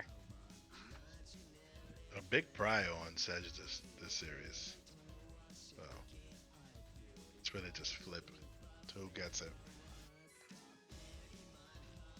So currently we're seeing the Zillion locked in here, which makes me believe that they're gonna pick their ADC next. Zillion, very strong champion, just basically because of the fact that he's able to enable a lot of really aggressive dive-like champions that can just go in and are willing to die, and then he just gives them the ultimate and they just come back, so a lot of utility with that. And the Misfortune getting picked up, that bot lane combo, very strong just because of the bullet time, able to do a lot of damage, rip through armor, based on what our team is building. But I think the devs bot lane, very, very standard, really nothing too surprising, nothing too out of the ordinary. Yeah, we've seen Red play Jinx and Misfortune, and occasionally Tristana, so there hasn't been any change there. Curious to see if they continue to play weak side, which I'm sure they will. There's been a focus on getting David ahead, so it looks like Women Respectors will pick, with the selection of Sedge, it'll help Dopus be a little more tankier and be able to avoid ganks. Yeah, I them think picking Jinx and Vigar, so getting those carries up, the scaling carries up for Women Respectors. Like, you like to see this. Yeah, no, scaling carries, really love those. Just the fact that they're able to play the game when it gets into these hyper late game scenarios, sitting around that 4 or 5 items. The Master Yi getting potentially hover banned here. I do want to note that we do have a Vladimir pickup in the mid lane, which can pull through the Vigar cage, so just keep that in mind for trading, along with pooling a lot of the main abilities coming out from Women Respectors here, and is also a massive late game damage threat just because of the amount of HP and AP he just stacks as the game goes on. So, gonna be a very notable champion for the likes of Sparks. We've seen him play it all the time, so not gonna be too... Well, Sparks normally plays as champion, but it's getting taken away from him here. Sparks in this game? What? I am so... Wait, Wound Respector says Eldaho and setup. Oh yeah, I'm so wrong here. You're so wrong, but it's okay. It's okay. I was curious to see that they let Vigar go through, but it seems like they had a champ ready for it. As you stated earlier, the pool does help with the cage, and Vlad scales really well. So I'm curious to see how Addy got the better of this matchup, the matchup of last game. And we know that setup got the best of the matchup in game 1. So I'm very curious how mid lane goes game 3. Yeah, for sure. I'm gonna talk about the bans for a moment here. I really think the Malphite Ornn ban, just targeting the top lane champ pool, they really do not want the tank coming out from the devs here. I do note though, I think Malphite into Sejuani is a pretty favored Sejuani laning phase, just because of the way that her passive interacts, if she's able to get that additional damage, and Malphite is really just kind of getting Comet Qs or potentially getting Grasp Autos, not a lot of DPS from him, but his ultimate is just incredibly powerful. Can go through the Vygar cage, can go through anything. Just getting on top of Jinx and Vygar. So it is a potential ban coming away. But the Nocturne, the Blind, the Forever Darkness coming out for the devs. I wish I had this Forever Darkness for last game. Some things I wanted to just not see. Oh no. Okay, Udyr pickup. Very interesting. A prio potential jungle picks. Can be flex top based on the matchup. Normally not seen. Yumi locked in as that last one, but this Udyr Nocturne matchup, I want to take a moment to focus on this because these two champions kind of have very different objectives within the jungle. But if they do meet, it really just comes down to the stat checkiness of Udyr being able to beat Nocturne. Because obviously, if Udyr is very fed, he can just try to 1v1 or have his laners come. But Nocturne is basically just going to be an ult bot, and it's up to Udyr to punish Nocturne's ganks this game to get advantages for his team in terms of CS, because he's not going to be able to match the ultimate pressure coming out from Nocturne's R. I mean, it's just really hard to have a like 3,000 unit dash onto somebody, and just kind of outvalue that. So I hopefully Eldaho, very good jungler, will be able to take CS off the table from Nocturne. But I do favor Eldaho as a player in this matchup, but I think Nocturne, just like the pressure he provides to his teams, especially into mobile 80 carries, such are like Vygar and Jinx. Yep. These comps seem pretty good. They kind of do. A lot of the comps do the same thing. I'm happy to see David on board, especially against Sejuani. I think this is a matchup he is favored. I'm curious to see if he gets the better of Dopus this game, like he did last game. If he does, he will be a menace throughout the entire game. Yeah, Mordekaiser, very strong laning phase. He's really reliant on just getting a very large lead through his laning phase to take over a game. One of his main like cons to him as a champion is outside of laning phase, his ultimate is really his most threatening ability, especially around objectives. But if he's not really ahead, he can't really 1v1 all of the enemy players, and he can just die inside of his ultimate. So definitely as a champion, kind of like the Fiora, like the Camille's, like the Irelia, Riven, those top laners that you envision that need to be ahead to be effective. He definitely falls into that category. I think Mordekaiser does a lot of good things. I think his biggest weakness, which is something that women respecters have a lot of, is mobility. Mordekaiser doesn't have an escape. It's hard for him to push up into lane. He's great at poking out, and he's great at sustain and long trades. But if Udyr comes up and Dopus gets his E's and his Q's in, it's going to be really hard for David. Yeah, for sure. I think this is gonna be a Bork game from probably Udyr here. Nocturne, I don't think that's going to happen, but obviously Udyr is pretty flexible within his champion builds. He can kind of flex into AP, game depending, obviously. We don't see it very often with jungle. It's more of actually like a weird top or mid thing within solo lanes to see him go AP, but his builds are just, again, about stack checking champions. And when you're able to power farm and get a large CS leads, they do matter. But the biggest like thing that I got to think about in this game is how does this bot lane matchup play? Because I believe that is a Yumi Jinx, a very immobile bot lane that MF and Zillion can just ult through. They can just literally clear that entire bot lane and just a 2v2 and just take over the game by just spam killing them, because Strand has the range as his only method of farming. He's super immobile if he gets hit by a Zillion bomb into slow and just can't move. Like, we're going to see Nocturne probably camping bot a ton.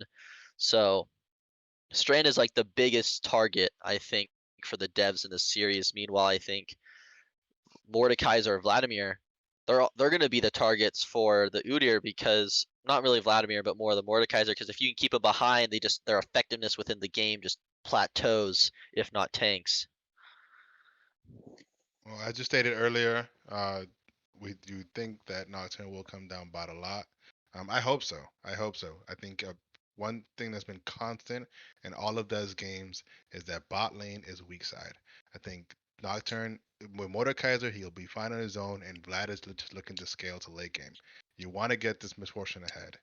You do. You really do. And I hope Nocturne comes down and makes that happen, because Jinx will scale, and MF is gonna have a hard time late game if they don't get the better of this bot lane. Yeah. The Vladimir to Vigar matchup is pretty interesting just because it just really depends on how these two players want to play out this laning phase because they can very easily just say, hey, we're not going to fight or trade. We're just going to farm and wave management to get as much as we can. This doesn't really play as much to Vladimir's favor because he's going to lose in the long con just because he's not going to be able to get the free AP that Vigar does through his Q stacking. Um, but if he does choose to fight and ends up having to burn his pool, he's incredibly susceptible to a gank from Udyr. He just runs at him and stuns him, and it's just kind of over with the cages then recast on him. So I think it'll be interesting to see how Addy plays this laning phase because I feel like he has a lot more agency to determine how he wants to fight because his champion does have the get out of jail free card here. Vigar, yes, you can put your cage down, but still, you can have Nocturne go through that. You can still have Vlad go through that. Like, there's a lot of champions who can just ignore that within the mid jungle 2v2. Exactly. So I think we would just go on a pause and wait for the delay to go through. Um, and we'll meet back up with you guys later.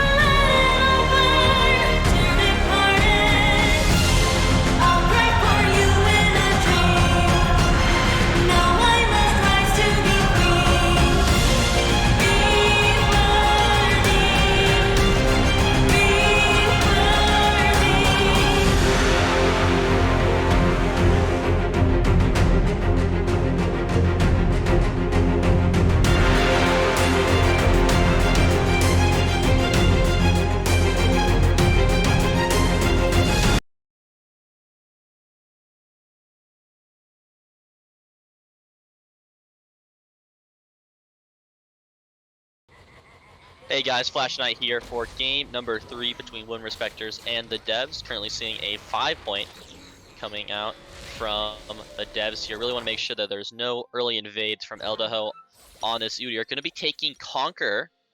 And I want to take a moment to talk about the runes here in Justice because we got some spicy choices.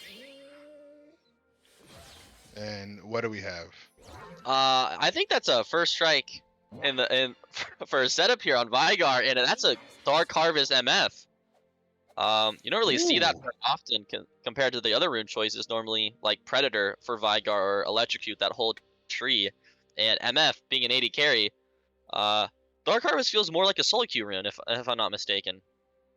It's more like an ARAM or an Earth rune. Very curious on what Reds. I don't know if this is a mistake by him or is he thinking he'll get a lot of procs off. But yeah, I could see the first strike on setup. I mean, you're a millionaire. You're more of a millionaire than I am, but I can see him trying to get ahead, and I can see him being able to proc it as much as he can against this Red. So maybe it worked out for him. Yeah, maybe. From my personal experience, you generate like 200 to 300 gold if you're getting the most out of it, like on cooldown. But the thing about playing Vigars is his cooldowns are quite long, and his damage is quite low early on. Like he isn't really hitting very hard, so a lot of it is just getting that free 5 gold from just hitting the auto attack or hitting the Q. Like it just incentivizes him more to fight. But if he doesn't fight, he gets punished even more now. We see Mord getting the better of this lane early on. And Strand poking out Venom. Absolutely. He just has such a dominance right now because there's no way MF and Zillion can walk up and silly hit level 2 because otherwise they're just going to trade their HP, and very good to see that coming out from Strand and Shmi here because they both know how this works. If you hit level 2 first, you can just walk up, you get priority in that lane and force Red to drop CS. Massive CS lead here already. Only 3 minutes in on top lane. Yeah, also look at mid lane. Vigar has dropped quite a bit of CS. I know it looks like 5, but the wave is right outside his turret. It's going to be bouncing back to Audi. So, not really what you want to see.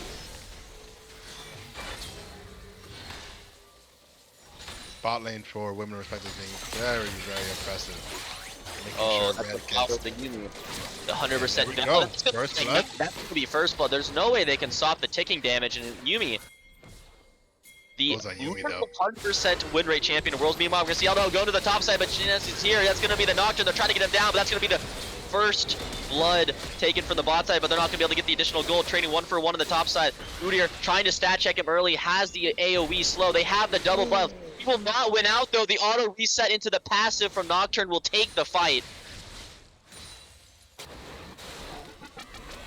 I think Chenez came into this series being an unknown.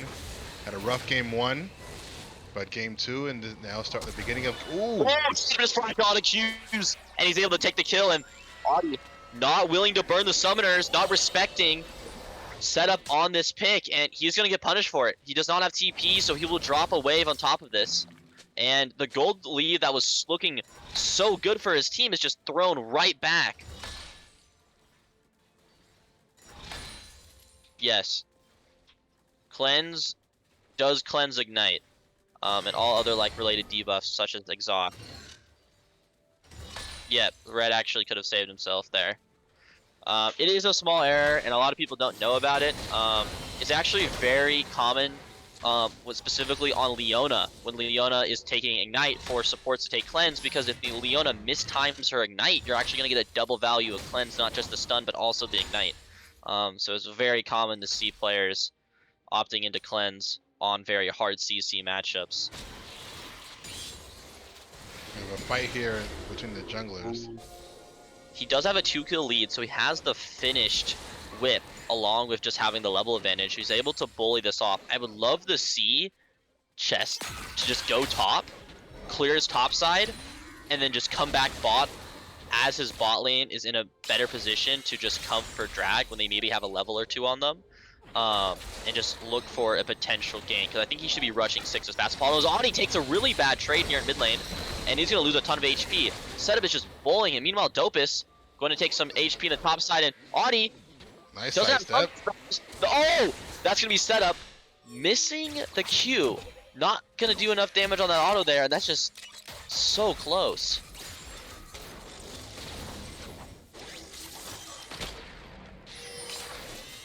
Yeah, Women Respectors is very upset with how last game turned out and making an aggressive early game, and I'm loving it. Yeah. I think the thing to keep in mind, though, is look at the CS lane leads forming within all of the lanes. And Stram's going to get caught up by the double bond here. That's going to be the exhaust falling down. He will throw down the traps. Ignite going to tick. He does have the Yumi, though. He's got the free HP through the mana. And Venom. Ooh. They could look for another fight here, but they just don't have the mana to afford it. And Red looks like he's going to be building into some sort of lethality build on this MF here.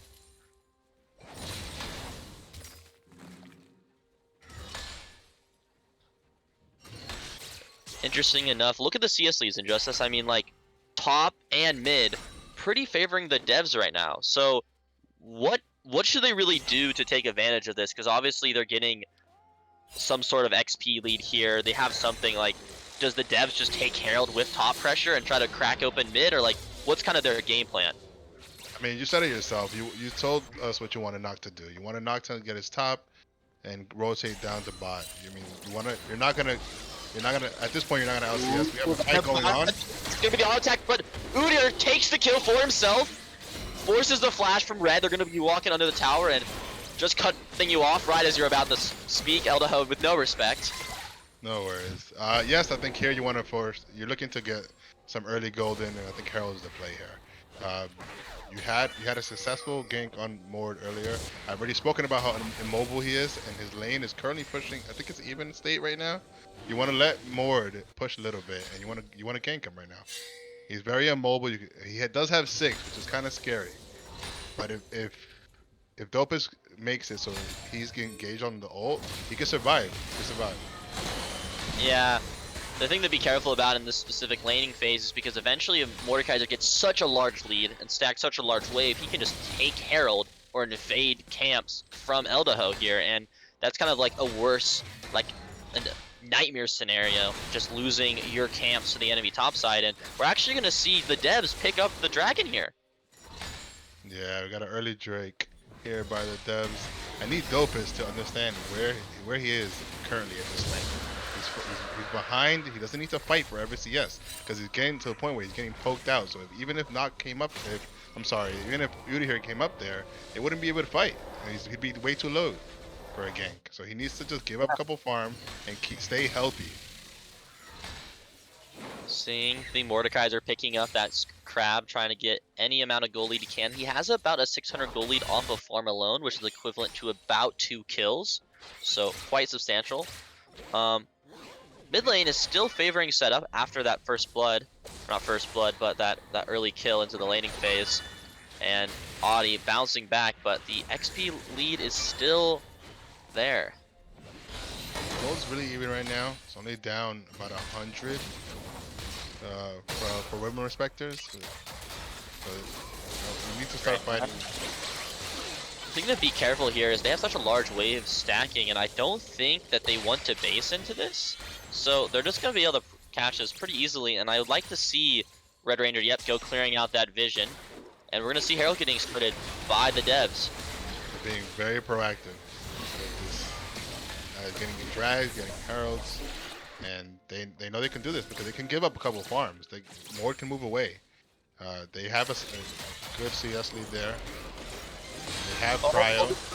With the bullet time will not be enough. The Yumi turns the ultimate on, tries to get the last pick. They will get onto Red Ranger. They're going to try to take some damage here. Dodging the bomb coming out from Zillion, but it will not be enough. The bullet time here doesn't really do too much until you really finish that first item. It really scales off the AD and the level specifically, but Eldaho looking for a lane gank, has the CC, forces the flash instantly from Venom. Yeah, very unsuccessful there. I mean, you got the flashes for Venom. So what's the play here? Gosh, I think the thing right now is on the side of setup, Strand. I mean, you guys are the hybrid carries within this game. It doesn't really matter how much CS Dopus falls. They just need to farm. They just need to hit that next item.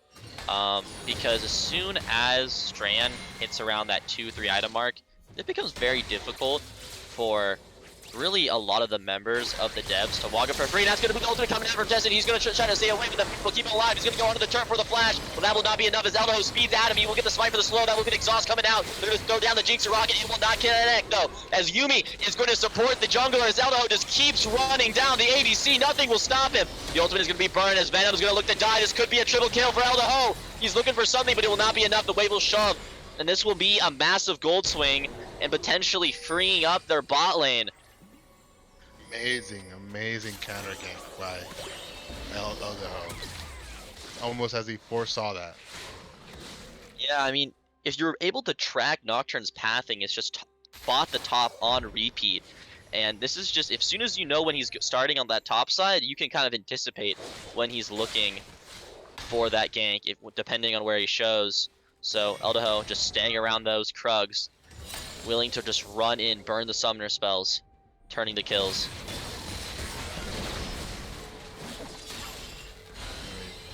With Eldeho being massively ahead here, I want to see a gank top.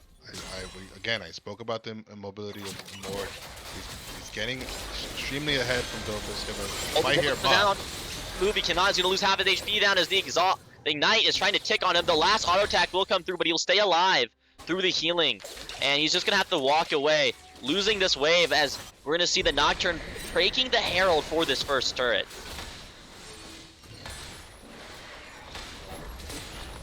I mean, you said earlier on in the draft that it's going to be very difficult for Jinx and Yuumi, and it's looking just like that. They're getting constantly poked out and pushed. Every time you see them on their tower, they're really low, and they have to start giving up farms. Yeah. But they're still master. They're still up on CS though. Yeah, I think that just speaks to Strain as a player. He's just able to last hit, just right now in wave management a lot better than Red. Really just seeing it because Jinx is a champion that, not like Tristan or something that's gonna auto push, it doesn't take a lot of skill. Still requires wave management, especially with the Yuumi, because it's more punishing. You just aren't able to fight the 2v2. Every time we saw it, they're just gonna trade. It looks like Audi is gonna take a lot of HP here, and Setup's just farming some nice stacks, just sitting around 120, or sorry, 116 at 13 minutes. So about 10 stacks a minute is quite good. Yeah. We got first turret for devs. They have been very good early game. Getting heralds, getting Drakes, getting drags. So let's see what it counts for. Looking for another fight here at Drake. Yep. Right now we're gonna see Women Respectors trying to match us. I don't really like this play. They're gonna try to force something in. I'd rather just see them go push mid and get plates, or push bot to get plates, rather than trying to contest a dragon that's going to be a 4v4 with a very fed Nocturne and Mordekaiser. My thoughts exactly. I mean, I'm fine with other. In reality, no, I'm not. I'm not fine with any of this. Why not just take this? They're showing 4 for drag. Take that as an advantage. Push out something. Push out top. Push out mid, and get an advantage somewhere else because you're not gonna get this Drake from them. Yeah, and I think that's one of the biggest things teams, including my own team in La Liga, struggle with is when they see the enemy do something, they don't know how to trade it to get something back to make the loss not as massive. Like, if you're gonna lose gold, so be it. Try to make the loss not 800 or 1,000, maybe 500, 200. That makes the game so much easier, and being able to do plays like that, especially with a scaling team comp, is gonna keep you in this game so much longer. Exactly. There's only, in my opinion, there's only 2 Drakes you fight for: Soul Point and Last Drake. Like, if other than that, then why? Try to get an advantage somewhere else. You already mentioned that. So currently Sejuani's able to catch up on a large amount of CS just because Mordekaiser's being very proactive, and he didn't get any kills, didn't get any assists. He just kind of was able to apply pressure to get that objective, and yes, he did get it, but he burned about 1.5 minutes of time that he could have been farming, and Sejuani just farmed. She's out leveling the Mordekaiser now. I mean, and we know this. I mean, David does this on a consistent basis. He takes his lead and he moves it somewhere else, and he tries to get something else done. And this is where, as a top laner, this is where you get an advantage. They have a fight here at bot. Ooh, that's going to be ultimate coming down from Shmi, but he's going to stay alive, though. They're going to look for some sort of dive play here, given the fact that Eldeho is within range. They're going to force the ultimate coming out from Venom, and with that, they have to back up because the Jinx has the rocket. It will fire, it will miss, but they're going to be trading this bot tower for the Herald once again, but without plates, that Herald is just not as valuable as it used to be. Eldeho trying to get something. Someone needs to rotate mid here because that tower is going to fall. There is 2 soul laners and a jungler with just a lot of stats. we've said this before. If you're not gonna win you're not gonna win the gold somewhere else. Take it somewhere else. And the devs do just that. They take Herald mid and try to get gold somewhere else. So it was basically a tower for a tower, and I'm okay with this. Keeping the gold even. Yep. And I think this game and the storyline of this game is really the new people of La Liga versus the previous generation, because every single member of Women Respectors is a former La Liga player. They have played in the league before, to success or to failure, and almost every member of the devs is basically new, or has less than 2 seasons in them, and that's a pretty big thing. That means a lot, because coming into the league very early on, coming in as new players and being able to pick up wins, it just puts respect on your name, and that's a really important thing, as the season comes to a close, because the Liga isn't just a one and done thing. It's not a one and done tournament. We always do more. So if you're able to get some reputation on your name, you can snowball to more. I mean, think about it. If you win the league as that insane support that just won in his first season, then people are more likely to draft you and more likely to play around you and want to play with you. Exactly. I mean, you have to earn it. Red, for example, brand new. I talk about his weak side constantly, but maybe he needs to prove that he can be the carry. But as you're saying, yeah, I mean, for myself, I'm a new member here in La Liga. And outside of this, is probably my first time ever playing competitive. This is Red's second season, I believe. But it's different. So that experience counts for something.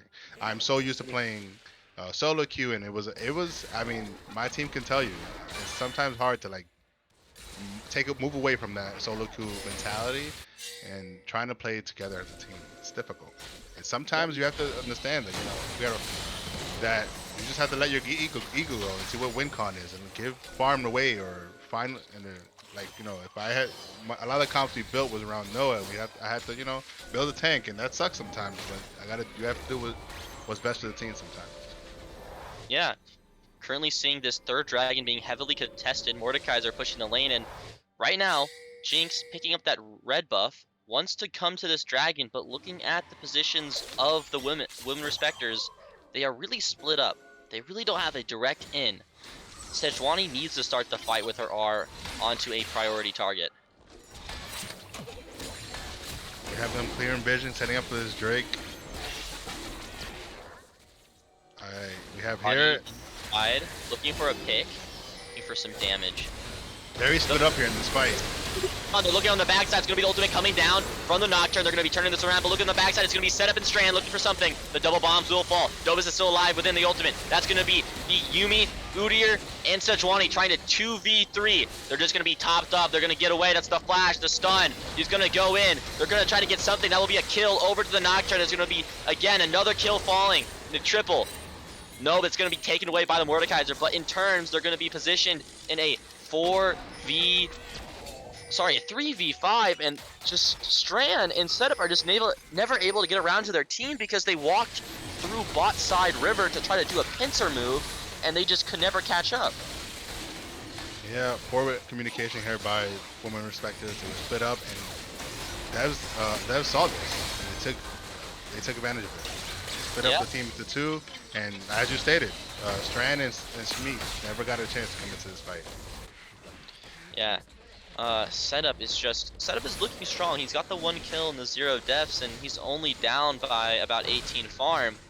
The thing to note though is that doesn't really matter within this game and with the context of these fights when you're down 3 dragons, 4,000 golds in a scaling comp, and you're just not utilizing your comp effectively to play front to back. You were trying to go for a flank. It's like the whole joke with the Ashe flank meme. It doesn't really work. Very few AD carries, and really very few champions, with the exclusion of maybe assassins or like hyper dueling mages like Sylas, Akali, can really look for flanks like that and pull them off to great success. You're not Camille. You're not like these top laners that look for these massive ults from the other sides. You're the AD carry. You need your team to provide some peel for you so you can get a lot of free autos. Your DPS is where you come in for your team. Exactly, and Strand never got an opportunity to do that in this fight. Devs here with a massive 4K gold lead. It's not over yet. I think Women Respectors still have an opportunity to come back into this game. I still feel like the game is very even here. What should they do, Injustice? What should the Women Respectors be looking for to try to get a lead here? I mean, you have Soul Point. You have Soul coming up. I wanna see these. You have a lot of towers up. You have top and mid still available. Try to get these gold, that gold off the field. And try to get some picks. I mean, Eldaho has shown that he can, when utilized correctly, he can get a lot of kills, and I want to see that. Yeah, I definitely agree. I think they need to be getting picks and be looking to get these objective bounties on the map for themselves, because right now they just look like they're twiddling their thumbs, just kind of biding time when you don't really have time to bide. The goal stay is going to continue to stay even if they don't do something proactive. They're just picking up farm the moment that you see the devs pushing their minions in, and then Women Respectors responding. And it's just going to stay like that. I want to see them get a pick before you have devs here to look into Baron, maybe. Yep. Interesting enough, Red Ranger is playing Misfortune. She's not the best ADC at taking Barons. She does have auto attack damage, but she's just not as consistent or as good as champions like Jinx, like Ashe, like Aphelios, these really high DPS on hit carries. So it will be a lot slower for them, but I think the Nocturne will make it up a bit. But we're just seeing kind of pushing in waves, clearing vision, and just kind of the cycle that's just going to keep going on until someone makes a mistake. Oh, the ultimate comes down from Shmi, and that might be the mistake, because that's a very important cooldown that will not be available for a potential Baron fight. Yeah, big whoop there. You know how everyone knows how impactful Yumio can be. And I talk about getting a pick here, but in reality, the devs aren't giving you an opportunity. They stay grouped a lot. Right now you have their bot lane kind of by themselves. But I just don't see an avenue to get them off unless they push even further here, which I doubt they will do. Yep. You can see now they're backing up, so it makes sense. You have a goal lead, you don't want to throw it away, and the devs, or at least the bot lane, no, they don't want to do stuff. Red kind of staying here. Dopus needs to push that wave out and hopefully look to take this top tower when no one's here. He sees 4 members of the enemy team on the map, but he's just not doing anything with it. And I've stated this out throughout the games. You're seeing 4. You gotta count. Look at your mini map. Count the champions that are on your map, and start making a decision on what you should do. And that top tower is. You got a Baron Mordekaiser is on the bottom side of the map. They're gonna actually chunk this pretty fast. Already falling to 8,000 HP. TP is coming down from Mordekaiser. Will they back out? Looks like they're gonna stick it. Never mind, they're out. Nocturne has the ultimate. Flash from Strand. Baron's probably gone here. Eldaho, MF is just gonna zone them out. That's gonna be Audi picking up a kill, and it's just gonna see 2 members of the devs zone off all of Women Respectors, and they're not able to give a fighting chance. And Dragons is up in 20 seconds. And they're just gonna lose soul off that one play. They flipped the entire game on a Baron.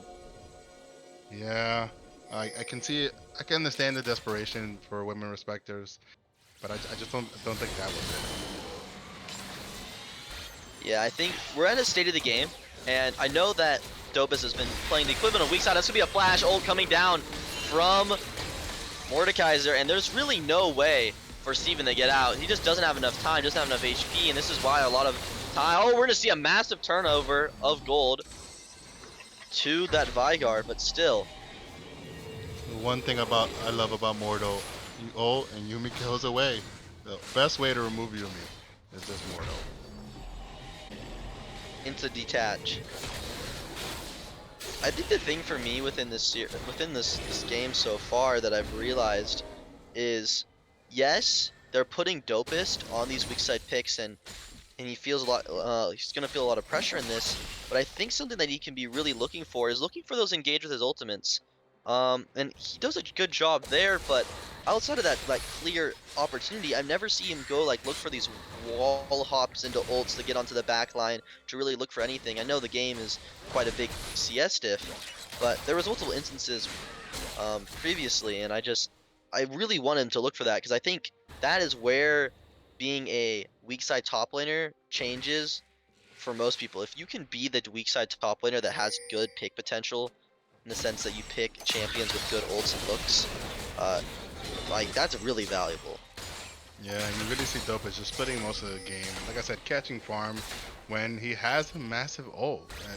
Great pick potential, like you stated earlier, and we're just not seeing it. In reality, I don't see, I haven't seen Dopus play, really well this game, and I'm hoping, next game he turns that around. I think he can really turn it around if he looks for an opportunity with his teammates, with that Jinx reset, to just kind of burst down a mispositioning member of the devs. Because as soon as they get that Jinx reset, as soon as that changes everything, I mean, think about it. Audie just mispositions there, they force the ultimate, the Jinx rod comes down, that could be an ultimate angle, and he's, oh, Dobis throws and he's just gonna miss. But he could have just, a little late there. The thing is, they're rotating too slow.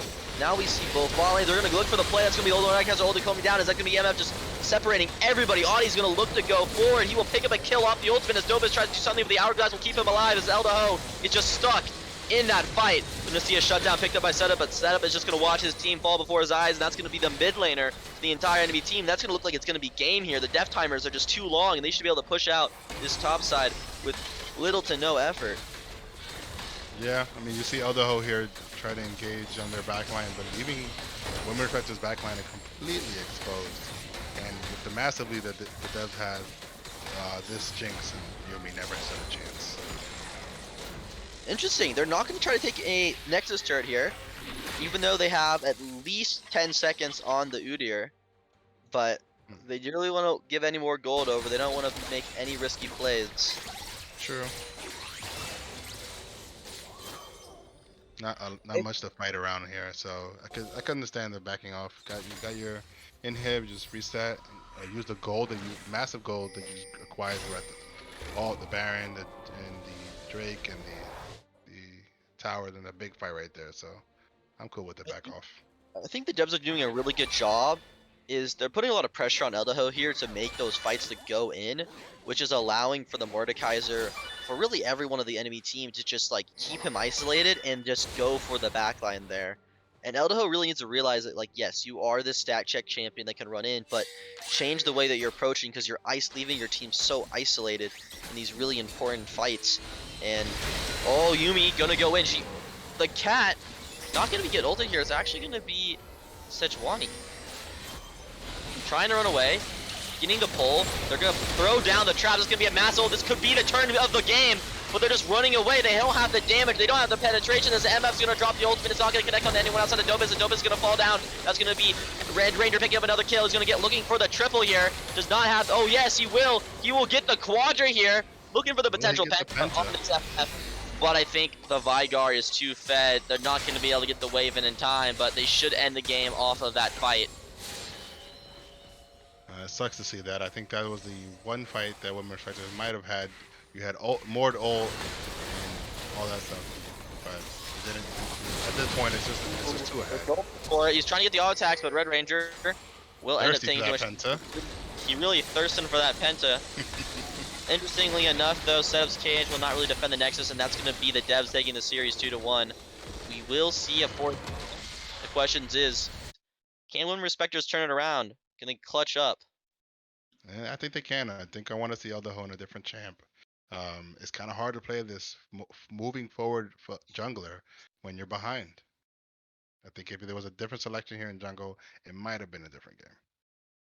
Yeah, I think you're completely right. I think Eldaho, his team's putting a lot of pressure on him, but I think the same goes for Setup here. I think Setup is just being put on these scaling champions all the time, and I think it's good, but this is the biggest criticism I had of him when he also played against Sparks, is I kind of put an analogy together where he's like a really solid rock within his laning phase. He does a really good job of just literally not losing. Like not losing ever. But he doesn't, with the exception of this game is actually the first time I've seen him get a solo kill in a long time, but he never roams, he never goes for these like to help his side lanes. He doesn't really like go with his jungle to invade. I never really see that, and it really allows the enemy laner, if he's really good at CSing or really good at doing something, to either stay even or to take the CS lead or just like roam to get these other things, kind of just like help his team.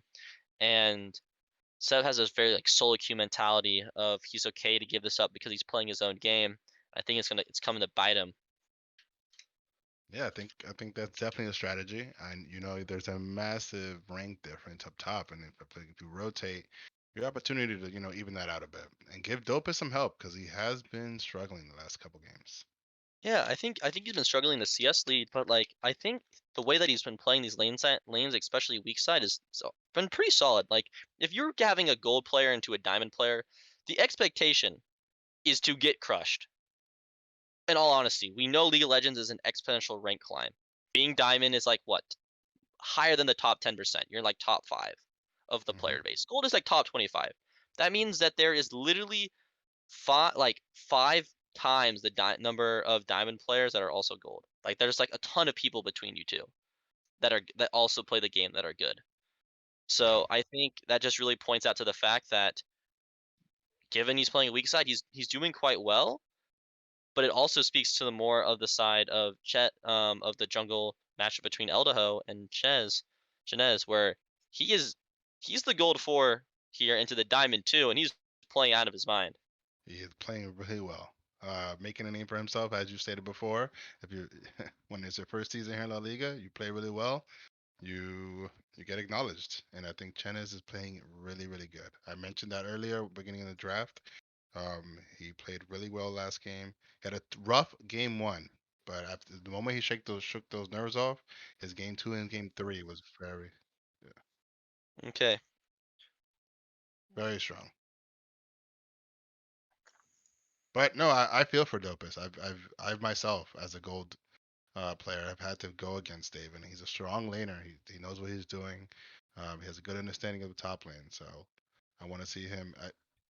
I want to see. I've 1v1 with Dofus. He's a capable individual. I want to see him. I want to see him do something here. Yeah, I think the thing in this series and really the reason people judge rank so highly in La Liga, and I think a lot of people don't consider this, is because of how drafting of teams work. Because you're drafting a lot of your initial players off their rank and either off how you know how they play, um, you end up normally getting one or two players within a team, including the captain, that are relatively high ranked. And when you're picking these players, they need to have as much impact as the other players on others' teams of those same high ranks. Because if you're Mhm. not, then you're just not getting the same amount of value within the whole seasonal draft, not just within one game.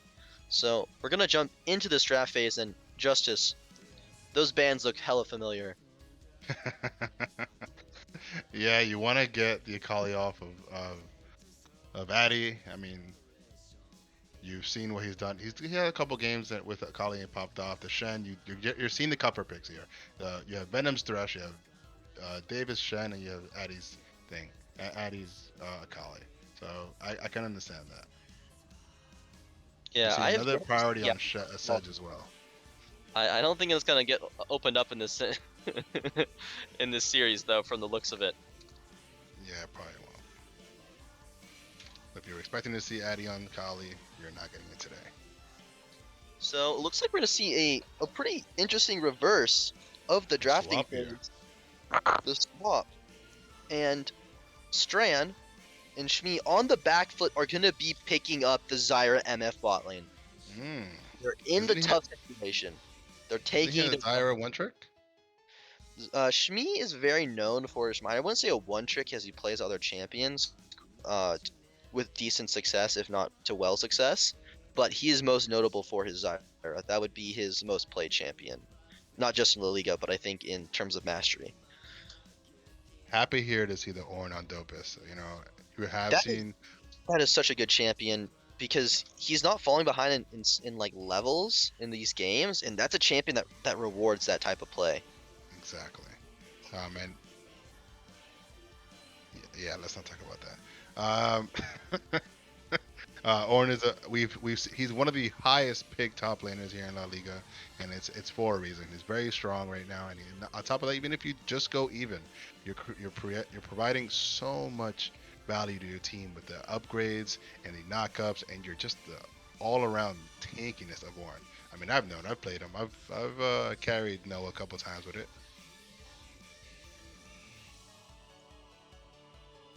That is definitely correct. Oh But we yeah. move on. Second row, the second bands here. We see Vex off. Um, I'm shocked there wasn't a prio on Vex for setup. He played it so well game one, and you had an opportunity here to pick it up. Shocked they didn't. They I put think so the much thing, prio on this Syra. my personal understanding, while also talking to some other people who play mid lane, at a diamond level or higher, Vex is a champion that feels really good when your team is even or ahead, and it hurts a lot when your team is behind. Playing Vex when your team is behind is very similar to playing Jinx when your team is behind, because if you can't get off that ultimate reset or that excite, it's you just aren't going to be doing as much damage or having as much usefulness in your utility as the other team or the other champion in laning phase, unless you're just massively gapping them in terms of CS. And Azir, for setup, I am so excited to see this pick. I know So you are. Azir outside of myself, the champion is so good. It literally has very few bad matchups in terms of like unplayable, and it has so much lane control for those early levels 1 through 6 with the first strike. So I really like this pickup because it allows setup to make plays, and it puts him in a position where he needs to make plays with that shuffle if he wants to win to see his team win the game. Yeah, you see Azir be a constant pick here in pro play, and it's for a reason. I mean, he's very hard to gank with his shuffle, with his E out and all that stuff. So it's a very good pick, and he scales really well. And we've seen set up prio champions who scale well. Yeah, and I think that's the most important thing to look at within a lot of these games is how does those matches work. And seeing Silas into Azir, Silas, because of how his E works, can actually like steal Azir ult, hit an E onto really anything, and just kind of flip things. So that's very dangerous, along with stealing the Ornal, and a lot of those ults are very strong. Silas within laning phase, however, um, if the players are evenly skilled, I think it's an Azir favored matchup just because of the way that Sand Soldiers work and are able to proc first strike.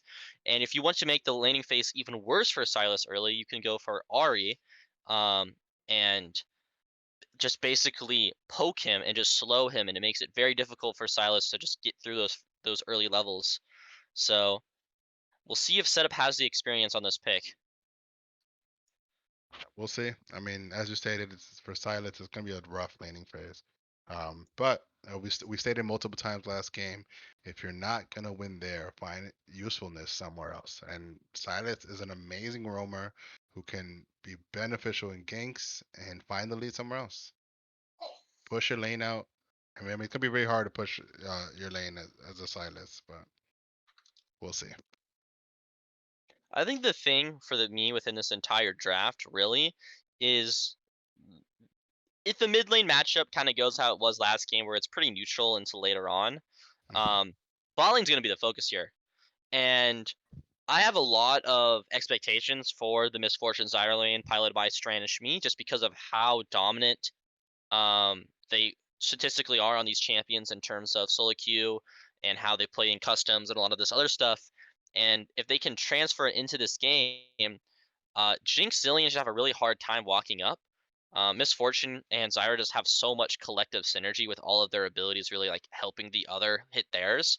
I mean, you can just bullet time works great with Zyra's ultimate with really a lot of Zyra's abilities. Meanwhile, we have Zyra being able to combo off the slow that Misfortune provides, the hit roots to just like lock down champions. So bot lane, win respectors, that's the focus. If that fails, I think setup is in a position where he's basically playing a 2v5, him and Ornn versus the world, and I think that's very difficult, if not unplayable. Yeah, but I like to see David here on the my fight once again. I think it's gonna be very hard for Misfortune to ult, knowing that Malphite is ready for a big fat R. So, well, I'm very very curious to see how these team fights go. Um, I think Silas has a lot of opportunities with the ults that are around him. You have Ornn, you have Azir, you have Misfortune. Even the Zyra ult is very useful for him. So we'll see how that goes. A Yeah, I think massive all wombo the combo. ults here are good for Silas. I don't think there's a single bad ultimate for him. It's more on the question of how does he use his ultimates to win his team the game? Because that's the position he's in.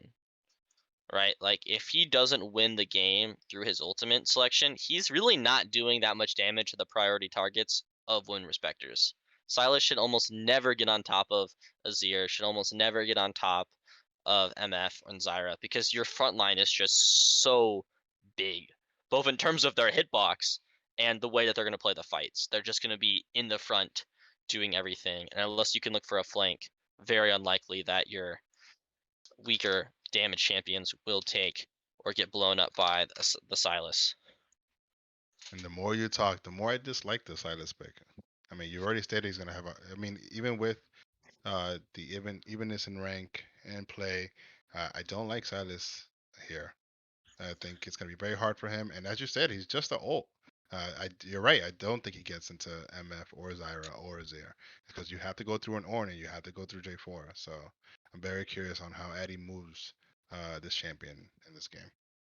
So with that, we will be going over to a short break before we get back with you for this game 4. Will Wind Respectors clutch up and pull us to a game 5? Or will we see the absolute domination of the devs continue and just turn the series into a 3-1?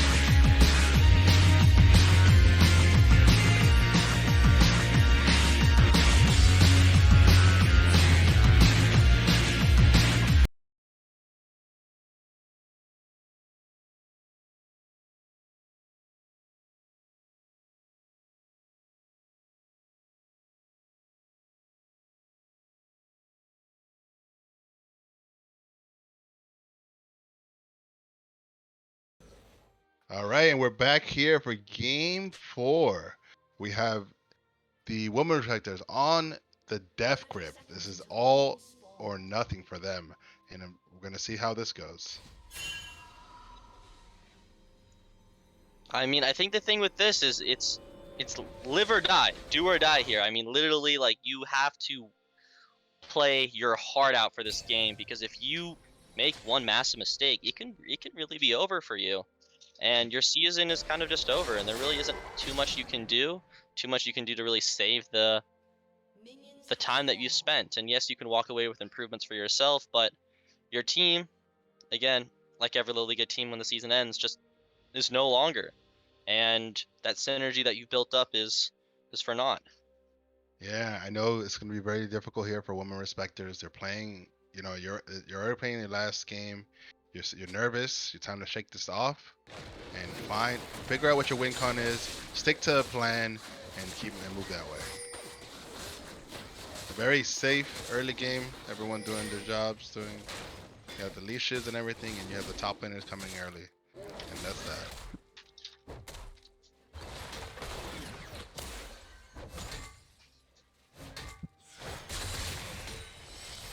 Two tanks fight it out. I Very mean, cute.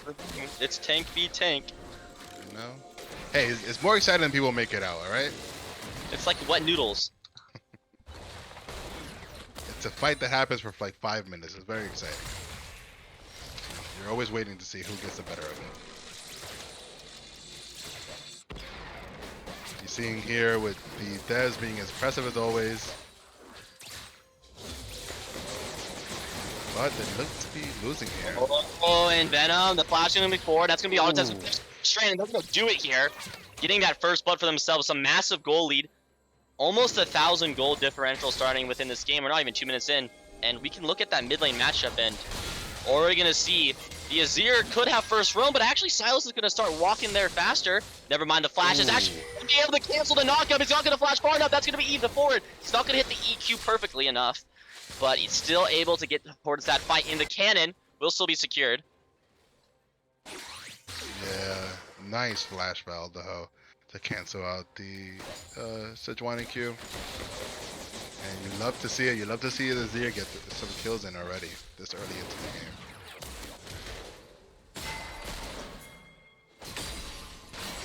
Unlike last game, oh, we got a gank here mid. Ooh, nice flash by Addy. That was a good flash. That's gonna really save. You have the CS here kind of even, unlike the last game, very even all around. Nothing too crazy. A little gold lead in jungle. But top lane, Dope is changing it up. I love to see it.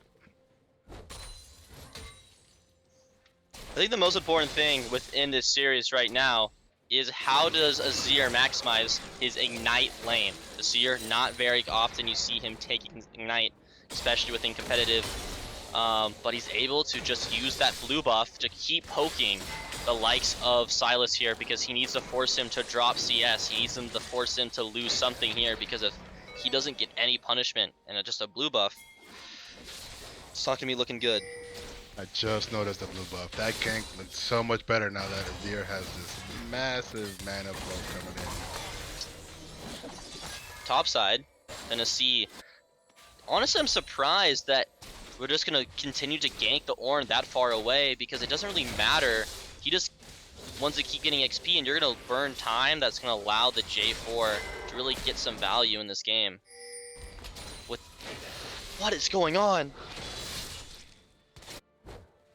Yeah, I mean, I've said this before. There's always, with devs, there's always an emphasis up top. I mean, you see Addy struggling in this lane. Why not get a gank in? Why not try to get your blue back?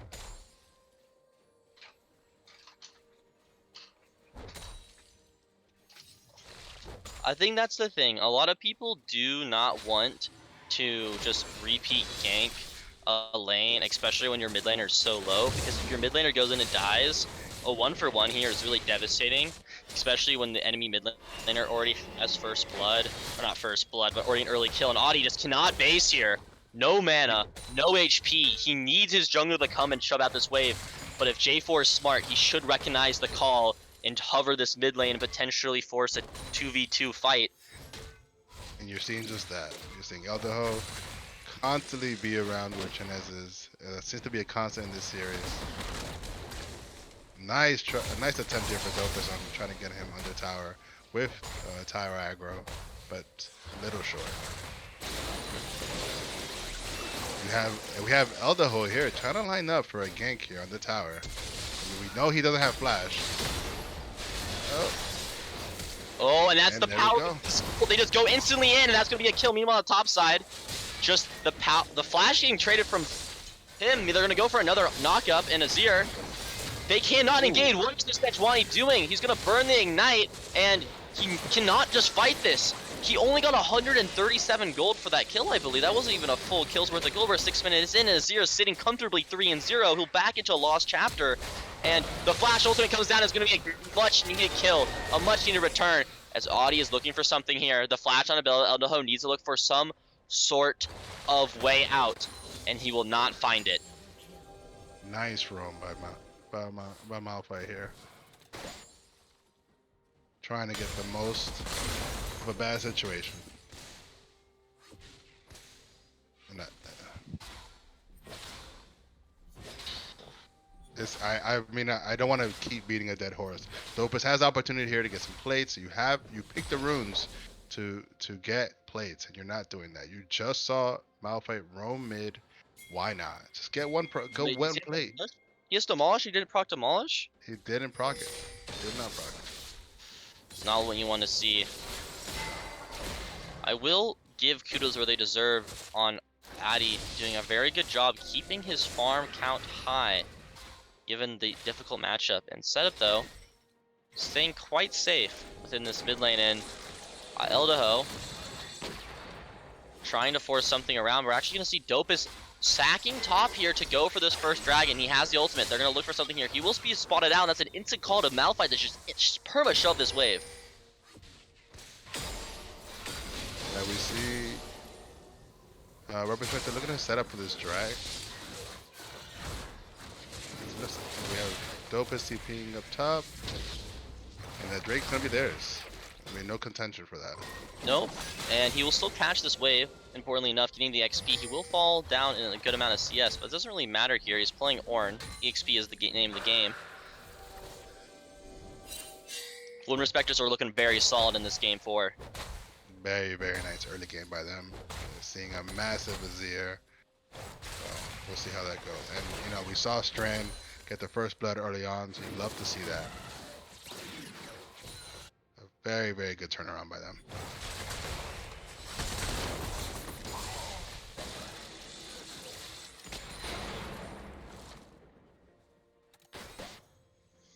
Right now we're seeing a really good slow push being built up in the bot lane to bully away CS, and the CS leads are actually equaling to quite a bit. But also, I would like to take a moment to note setup is actually gone for the Conquer build himself on Azir. Not normally as taken actually, it's one of the least taken rune pages on him. He really doesn't like to go for that fighting tree anymore. And he's doing a very good job. But notably enough, he's not able to just punish the Sylas as much as you would like to. Normally when you take First Strike, take Ahri, really take Comet too, you just get so much poke potential through your Q. This game we're really seeing, yes, he is able to poke, but the likes of Cyan with that Dorn Shield, it's not as much as you'd expect. Ooh! Nice. Don't have to go for the gank here. He will get cancelled though, he does not realize the root. He has the Cataclysm, he will fall though. One kill around. Meanwhile, it's gonna be a solo kill coming out from Dopus. Oh, man. That was a ultimate available from Malphite, and he does not burn the trigger. He gets solo killed here. And we're gonna see a mid lane Herald coming out from the likes of Audi here, trying to give him some much needed gold back in the lane, but it does not look like it's gonna do everything that you want. Yes, it will crash, but it will fall just the same. You get the plates, but look at the gold difference in mid lane. It's still 600.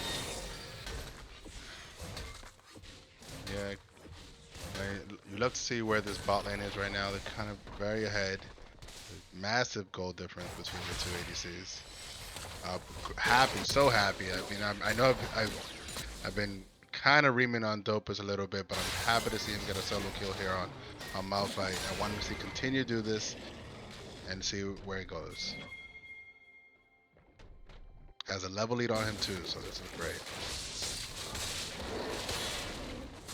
And I mean, you said this earlier, but yeah, I'm kind of shocked that Addy is very even in CS, and such a Yeah. difficult matchup. Right here, mid. Ooh, a massive ultimate. Nice. Forcing. Oh, he tries to get it, but the Azir is very mobile, especially in laning phase. It doesn't really come until team fights where you can really take advantage of that long E cooldown that they've nerfed. Right before the Devs roadmap. here setting up for a nice little trick. could They're not try. falling there. But importantly enough, that will be the flash. They look for something here. The ultimate will not come out from Azir in time, but the Cataclysm will actually allow him to get a potential double kill. He's gonna try to force something. He can't though. He won't be enough. They're so low. Yes, he will pick up one kill. He's gonna continue the fall, but that's gonna be Lane picking up their own kill on to Venom. Oh, Radar. So now Raider Ranger. Radar. Oh, sorry. I just got it's just all R names, man. It's all the R names. It's a lot Rain- happening. Wow. Look at this, and this is what I've been asking him to do all series long. I mean, David is constantly roams, and Dope is making the most of it. Yep. I would really love to see a team really take advantage of the leads that they're building specifically within the top side, because look, we see some pretty strong top laners within these two teams, but they're just put like one's on tank duty and one's on bruiser duty. Never mind, Seb here will get the ultimate. He'll be on a tower, and he's able to go through, but not able to do anything. He forces his own flash for flash there, but look at the damage coming out via the mythic completion. It's just too much. Already picking up 300 bonus burn damage.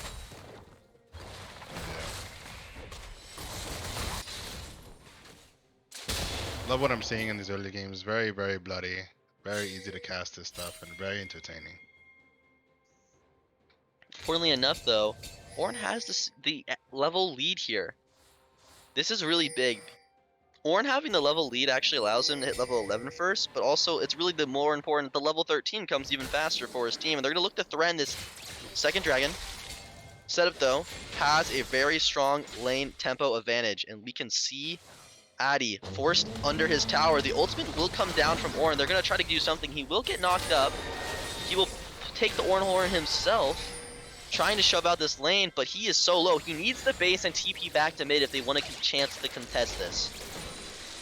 I think as Addy, you kind of take that trade. I mean, with no Orno on such a big Drake fight. Onto Red, and Red's going to be inside. The ultimate's able to try to save him with the Zillion ultimate, but that's going to see their own jungler fall. A 4-man stun will do so much from Venom. An ultimate comes down from the Silas. It will connect onto the bot lane. That will be a much needed kill, but look where setup is. He will stay alive. 1 HP. The auto kill from Addy. Addy is here to save his team and save the dragon. But Shmi is still in this game looking for some sort of kills. Addy will take the triple. He's going to look for the quadra onto Shmi. He does not have the dash over the wall. They might see him get out. They don't have enough time. It will miss. He gets a perfect base off in Shmi with the great escape. Big fight for the devs here. They completely turn this around and close the gap on gold. As I stated earlier, the Ornn ult could have been so beneficial here for them. But amazing stun by Venom on Zillion to turn that fight around. That's the most important thing I've really realized is a lot of these ultimates, a lot of the stuff within this game is just being burned very, very quickly. And it's getting punished. And I really like the fact that teams are punishing the lack of abilities. And we're going to see the teleport getting dropped down from the Ornn. He's going to look for a position here. He is going to zone them off. No ultimate available, but Strand is just out DPSing the likes of Red Ranger within this game so far. No mythic completion for that Jinx is going to make it very difficult for her to do a lot of damage. As you can see here, they do get Drake, but does Malphite get first tower? I can't tell. Malphite might be able to, actually. Yes, that will be first tower for Malphite. I think there is nothing stopping him from picking that up. The most important thing, though, yes, that is an additional about 100 gold through the first completion. Is it going to make up for this game being so out of hand? I don't think so. I think the Ornn will probably pick it up within the next 3 waves. But look what's going on bot side. Strand may be in a little bit of trouble here. But Eldaho is within range. He has the Cataclysm available. They could look for a massive MF combo. Oh, Red Ranger. Eldaho does a really good job using his Q and buffering the E so that it comes down perfectly so you don't see the EQ. It kind of makes it a little harder to dodge. But those things matter when you're playing in a competitive environment. If Red Ranger with Flash is able to dodge that initial stun or that initial potential gap closing, it makes it quite difficult. Just resetting after pushing a wave in. I mean, at this, you know, he didn't see, it was hard to see anyone on the map, and I like him backing off here. The last thing you want to do is get caught out. So now we're seeing the matchup for Audi favor him. Notably, Setup though is really struggling with the Azir Sand Soldiers to hit CS correctly. This is mostly because the Sand Soldiers and your basic auto attack speed aren't exactly the same. Mostly because your Sand Soldiers have like a wind up to them, and your basic auto attack is a laser. So it's a little difficult and a little discombobulating for some players, and it takes time to get used to. But I do like Setup just like forcing this pick. Very impressed on how Addy has been playing this game. One of my biggest knocks on Addy throughout the season was his inconsistency. Sometimes he'd be the reason you won, and sometimes he'd be the reason you lost. But this series he's been really, really strong, especially facing a very strong matchup like Setup. Yeah, I just do not see anything wrong with how he's playing this game inherently. He's getting the CS. He didn't get punished too much in the lane. I mean, he's got a CS lead now. He's got a kill lead. He was able to utilize his teleport more efficiently than the Ignite coming out from Setup. I mean, he's just providing more value within this game. And looks like we're going to see a potential fight. No, we are not. Well, looks like they're trying to make something happen mid, but Addy's just going to base. There really is no objectives to lose.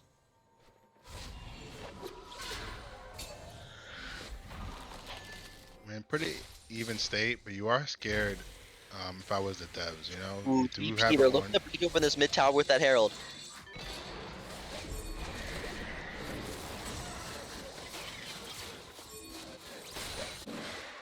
I think it's an easy tower for them at mid, and I want to see if they can get more. They have the numbers here. Yeah, but look at bot side. Red Ranger forced to use the trap to get away. Eldaho looks for some sort of lane. Look, this could be big. He is exposed. The ultimate will not come out from Setup because he is CC. The ultimate drop from Sheen is so well. 3-man knockup into both of them. The Cataclysm is so well done from Addy. The flash over from Eldaho also incredible. No flashes was burned from Setup there. No ultimate, no Shurima shuffle. The flash was too much. We're going to see Eldaho burn his own flash. And Taking the wrong play direction was there.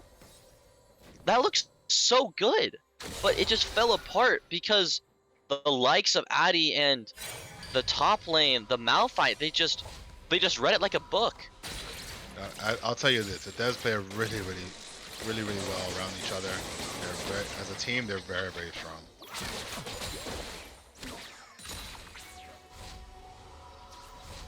But confusion on Eldaho coming back. You know they're there. You know there's 3 champions there on that tower. Could have easily gone the other way, but decided to go directly to them, which was a bit of a whoopsie. I think the most important thing for me within this series right now is just how do these teams continue to progress their leads? Because yes, they have 2 dragons, the 3rd one is up. We're going to see Ornn on the top side potentially burning his teleport. Look at the item completions.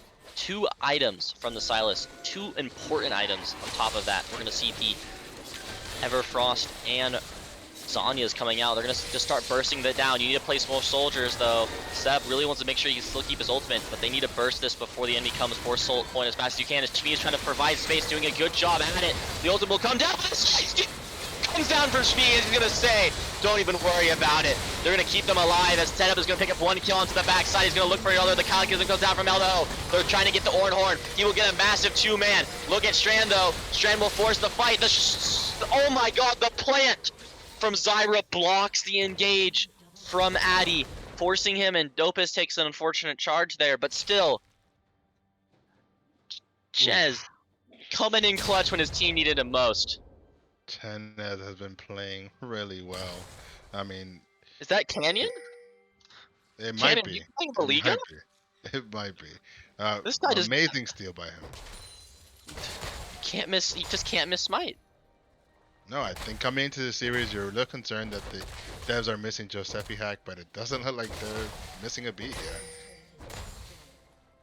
But we do want to say that Women Respectors turned that fight around and cleaned up pretty well. They do miss out on the Drake, but they made the most of it.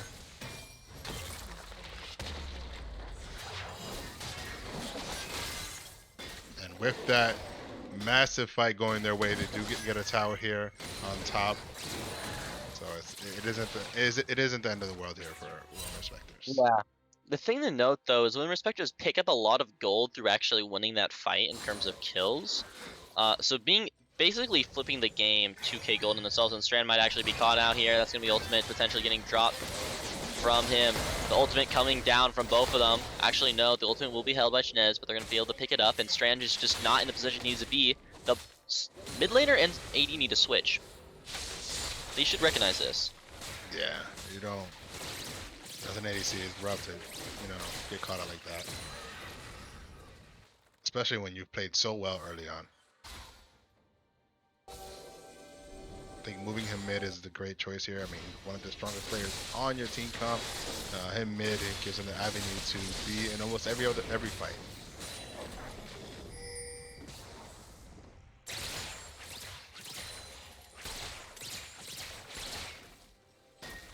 Goal lead is very even here, but you do want to remember there is an Ornn on the side of Women Respectors. Eventually, that number won't be representative of the power that Women Respectors have.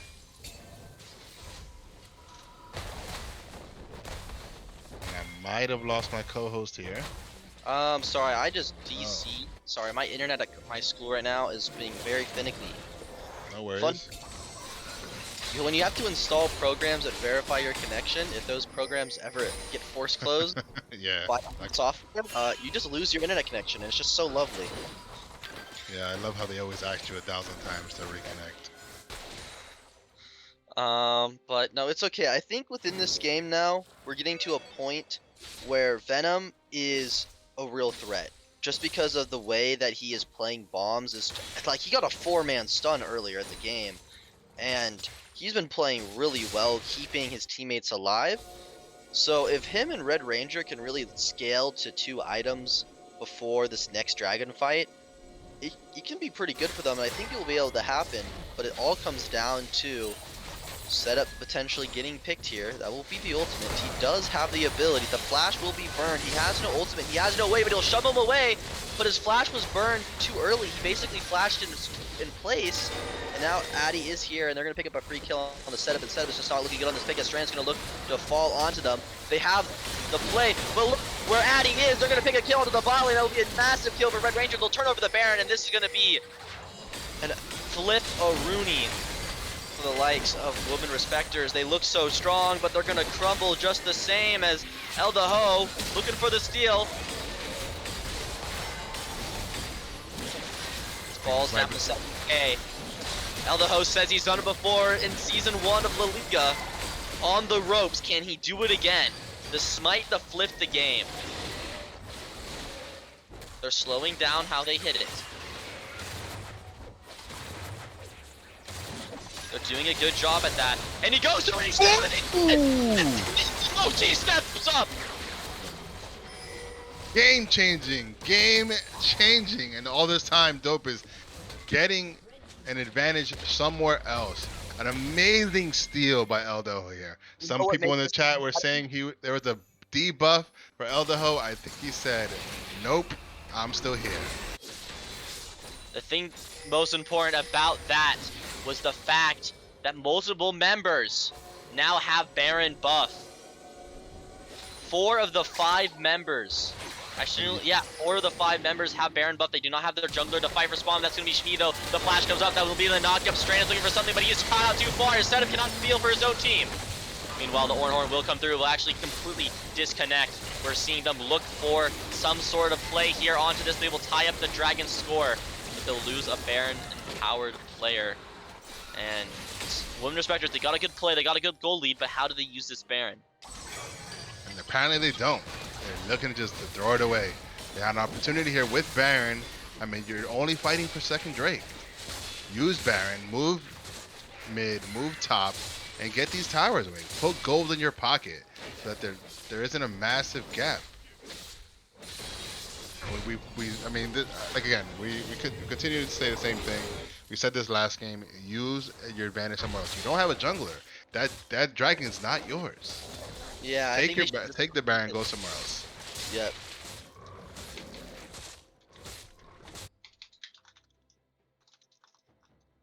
But they still have, I believe, 3 Barons. Let's see how they use it.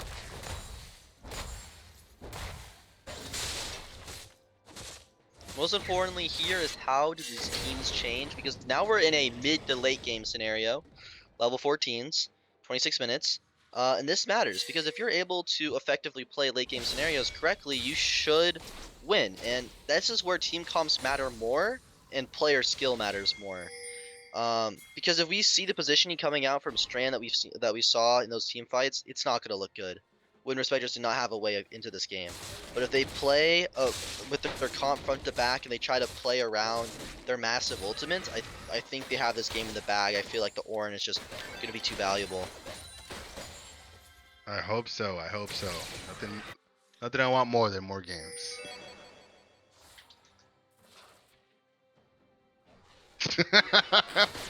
I mean, it's only 12 o'clock here in New York. I'll survive. You only live once. I have class at 8 AM tomorrow in less than 8 hours because I'm also in New York. But it is what it is. I'm fortunate enough to have class at 12. I'll get some Z's in before I head up to my class.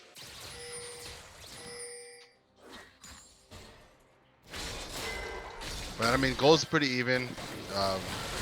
Ornn upgrades are coming in. You see Miss Fortune here with her upgrade. You see setup here. We got a fight about to start. Flash is getting bothered for both of them. That's going to be Shmi getting caught out. He uses his own ultimate, but it's not enough. And the mispositioning will cost his team one more member. These are the plays. They're burning the summoners. Even though they don't have the flash from Chinez now. It doesn't matter. Even though they lost Baron, they're still technically even in gold. Ultimate will come down from the Ornhorn. They will go for it. They're going to look onto Venom, but they can't. It's actually going to be Red Danger. He burns the flash. The ultimate comes down from Strand. The bullet time is too much. Ultimate no longer available. It will connect. He looks for the Cataclysm. He will find multiple of them. The mispositioning is set up. Is not able to do anything for his team. The chains will not connect. And that will be Jinx hurling rockets. So much damage coming out from her as she finishes the second item. And we're seeing the DPS difference between these two AD carries start to develop, and positioning is starting to matter. Yeah,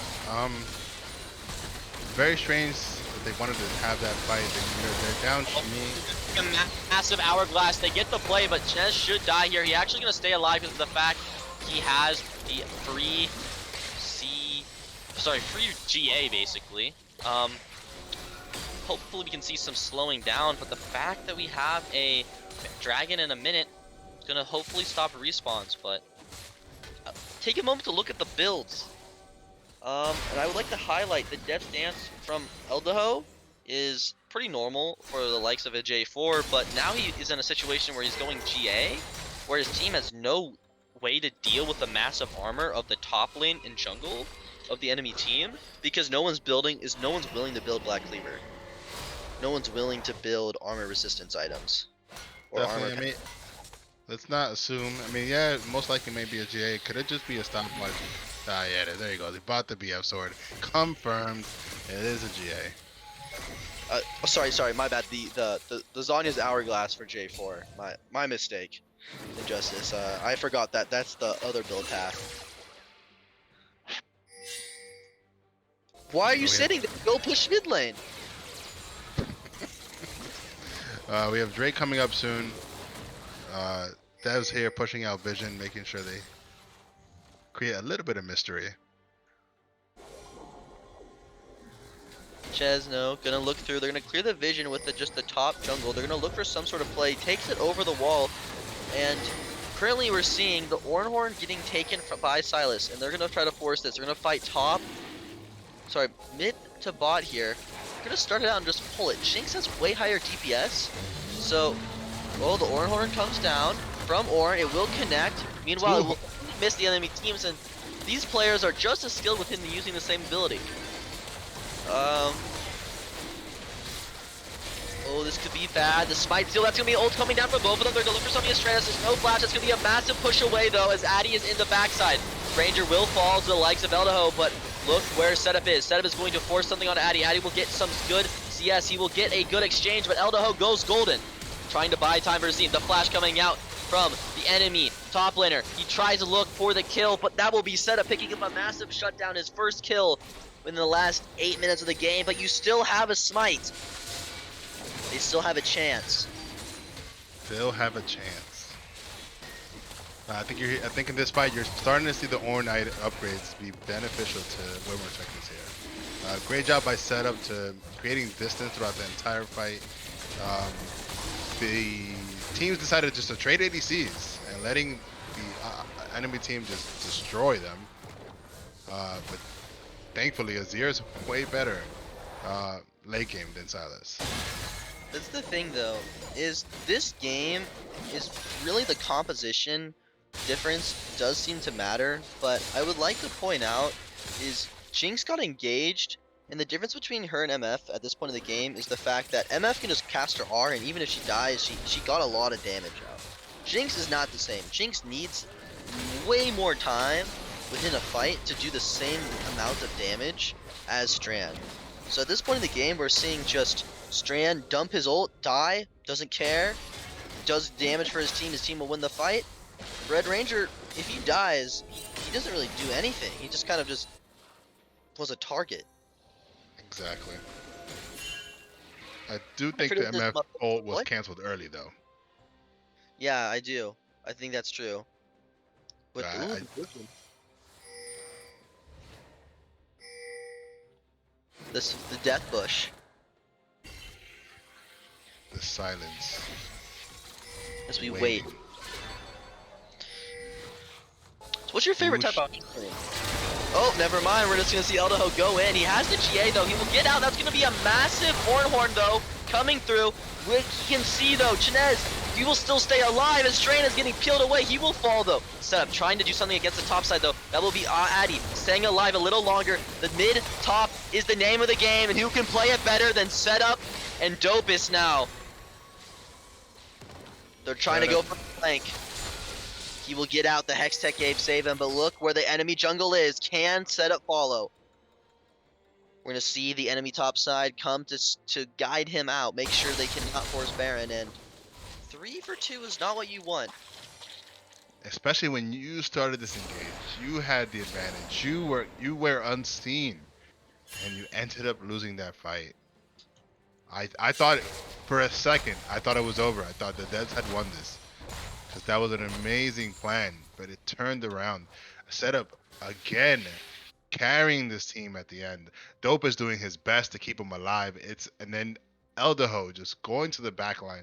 They continue to leave Red by himself, and Eldaho is taking advantage of that. Yeah, we're seeing that. We're just seeing the fact that both of these players are just making a complete alteration to how this game is going to be played. You'd expect the Azir and the Silas to be looking for each other's ultimates, to be just basically looking for those flips, and we're seeing less of that and more of a defensive peel through the shuffle, through providing space.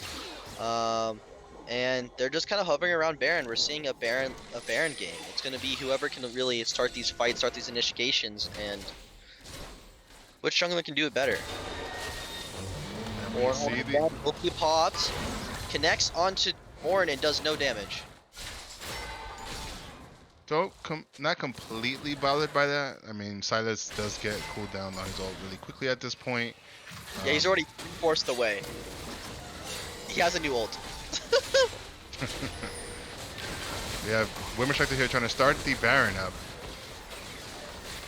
The most important thing here is all Shmi can really do is poke and look for ultimates and to zone, and they're gonna actually get this completely free. 4v5, they get a free Baron, they walk away, but can devs stop them? And it looks like no. They won't even try to attempt it. They're just gonna try to get something within the enemy jungle to look for some sort of kill, so that they're able to turn these fights, because the next dragon spawns in a minute, and the death timer is getting quite long. Eldaho. He will see them, he will see them! He gets out. The power. Oh, but that's going to be multiple members going into the vault. Time does so much damage. But that's going to be Jnez getting repeatedly knocked up. He cannot get away. The passive might save him, but that's going to be Eldo looking for another kill. Addy is still alive. He will end up falling. Meanwhile, we're going to see Dopus, though, 1v1ing the enemy top laner, saying who can do it better. But look who's alive, and it's no carries left. Shmi and the top laner versus the world. 2 for 3 here on the side of here on the devs. They continue to fall for this, and I think they need to start grouping as a team there. There's a strategy here. You see it constantly. You see the devs trying to find a blind spot and have one of the champs and try to get an early kill to make it a 4v5. And it keeps working for them. Drag coming up here, and you have Respector almost as soul point, but Eldaho's down for 16 seconds. But this might probably just go to devs. There's nothing to do about it. Without smite. Oh, We got to pause here. I think your jungler DCing is actually quite important, and we're just gonna get right back into the game, and there is no way they can seal this. No way. Oh, and we're gonna have the small in-game and pause as the pause timer catches up. I don't even know why they don't just have us stay paused. Who knows? I don't design right games. You do not.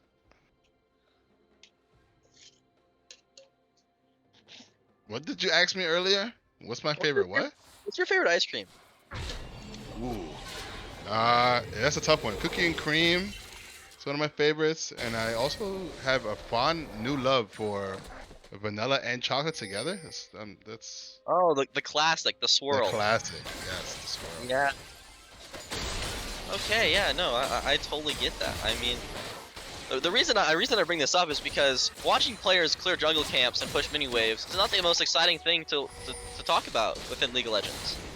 No, So La Liga is sponsored by Haagen-Dazs, so we do want to make sure we want to make sure we shout out our sponsors. and then maybe I could get money for casting, but who knows? Oh, the potential teleport spot. And they're doing it to them. Oh, they're doing it back. He can't move. He can't CC at all. He flashes. He'll get the dash, but he pushed around. But they're actually gonna grief it. The ultimate follows So him. much. He gets so much damage. He'll get And he this. still lives. He gets out. Oh no, feels bad, feels bad, feels bad. Everything was spent. And nothing was gained. Oh no. Oh my god. Things you hate to see. That is it. So we look at the gold for the players specifically. This game has really just carried out the fact that Eldaho has a 2,000 gold lead, while basically every other member of his team, except for his support, is behind. Top lane's even, but it's still not looking great. Honestly, at this point, it's anyone's game. Any one game when it's sole point from both teams, when Respectors, their macro needs to sharpen up. Setup is finally getting towards that next item. He has the Death Cap, he has the Leandries, picks up the Void Staff, much needed item. 2 minutes and 40 seconds out from this dragon, the sole point. That's the fight I want to see. Black Cleaver comes in. They did it. They did it. took them long enough. Especially when you have a Sejuani and Malphite. Like, you get 4, 5 autos on him, you just chunk their armor so much. I want to sit here and agree with Liquid Ghost. This Azir is getting scary. I think women's right to. Well, there we go. Even from, well, okay, I guess I don't, maybe that's a chat curse he's trying to instill, but this is all gonna fall on Azir in my opinion. The thing about Azir is he's the champion who can make the plays. At the same time, making those plays, you watch the pro players do it, it's a lot harder than it actually seems. Hitting a very good WEQ into an R is really hard. It's like, especially with the enemy team, because if any point someone steps in front of you, you get blocked, you can't move, you get a shield, and then you can't flip anyone. Like, one misplay and that entire flip just doesn't work. So we'll have to wait and see. Dragon and Baron are with very close spawns. We see the same strategy from the devs, clearing out vision and probably trying to get a pick here. Level 8 How are will coming. they respond? I mean, I think the only response here is have Ornn bush check. You don't want to send J4. You don't want to send any squishes. Just take your tanky Ornn. As long as, I think they can be pretty confident with them not taking Baron as long as Jinx shows. And the reason I say this is because when you get to this point of the game, Baron scales his HP every minute. And it's actually quite difficult without an ADC to take Baron late game. Early game you can get away with it, with large enough numbers, but late game, yeah, you just need that DPS because your abilities just don't really scale compared to Baron's HP, especially with its regen.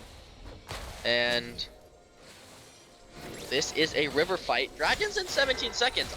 You cannot trade Baron for Drag here. It's just not acceptable. It looks like Dez will get Prio onto the dragon side of the jungle. Yep, because people just not hovering mid lane enough. We're gonna see them get They'll Prio. get- How did this happen?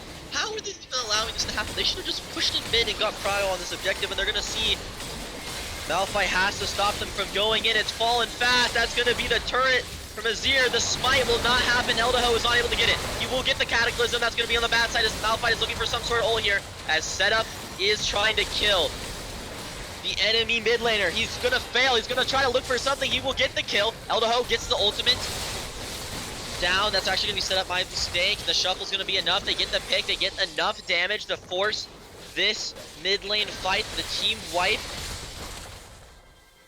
This may be game.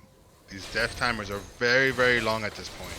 They lose the drag, but it doesn't matter. They're gonna take the turret. Another one will fall right after, and if they're able to tank this correspondingly, if Setup uses his men to forward into the winning wave and get as much distance as he can, he needs to start autoing turrets. That's game, gentlemen. We are moving to game 5. 5, and oh my god, what a series. I know production's gonna put in Silver Scrapes because this another playoff game 5. It seems to be a constant. Yeah, I mean, what exactly, I don't know.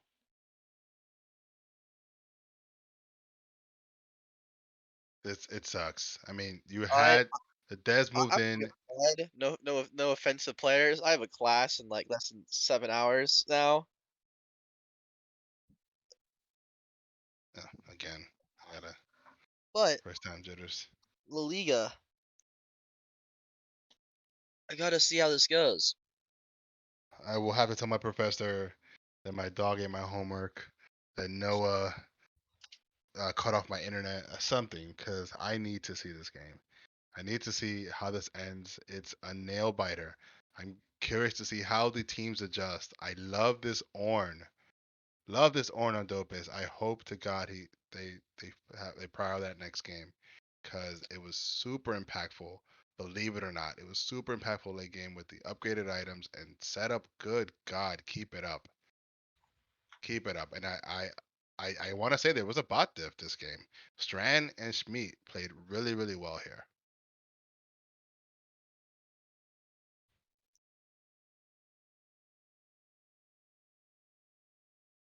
They Oh, is subbing Team in? subbed out? Oh, with the game 5 sub.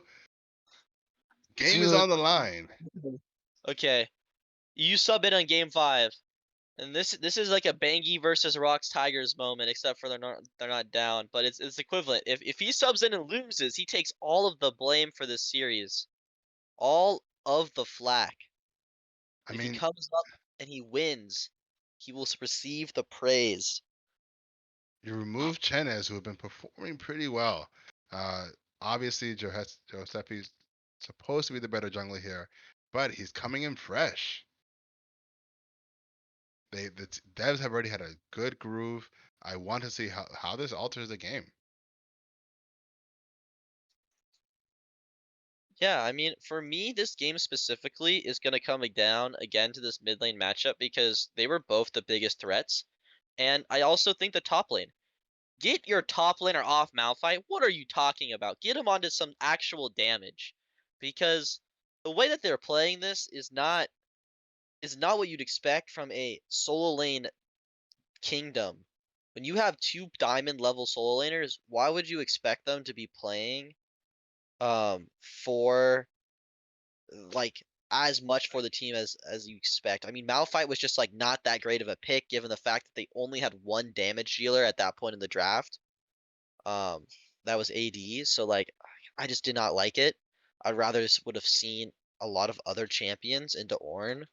And I know that a lot of those picks can be very difficult for players. Like, not going to probably see the Fiora come out. We're probably not going to see a Gnar. But maybe Camille, maybe another Mordekaiser game, or maybe just Set, or some other top laner you can just take advantage of a lot of the free fights and winning trades. Personally, I continue to say the same. There's a top focus in the devs.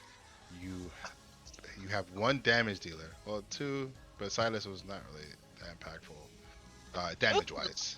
I think was Damage wise. not much damage. I can't see the damage graphs because I'm not like my client glitches every time the game ends. There should have been a bigger focus bot side. You want to get this Jinx ahead.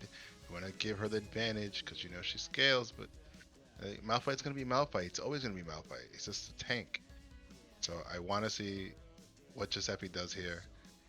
Maybe they put some more prio on Red Ranger and Venom. This isn't me trying to just toot my boy up, but you see their comp. They don't have much damage.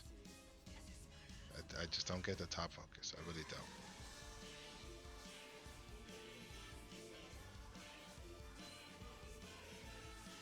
My personal opinion within this entire series is it is really about how these teams choose to play this final game, because you've seen all of this progression, you've seen how these teams have changed, and now it comes down to a moment where you have to decide, how do you play this game 5? Because this is everything. Everything is on the line here. If you lose this, it is over. Done. So big ups to Women Respectors. Playing from behind on the win-loss and just putting it into the devs. Pulling this to game 5. That's so cool. I'm also curious if they don't ban Ornn here. Devs get first pick. We all know what David's favorite pick is, and it's Ornn. And as much as I want to see it on Dopus, I don't think he gets it. Yeah, I don't think the Ornn pick is going to come through. And the reason I say this specifically for a game like this is when you get to these games, when you have these hyper characters that scale really well, these games are definitely going long. Really unlikely. It's just speaking in terms of the way that these teams are playing, games aren't ending fast. Hyper carries.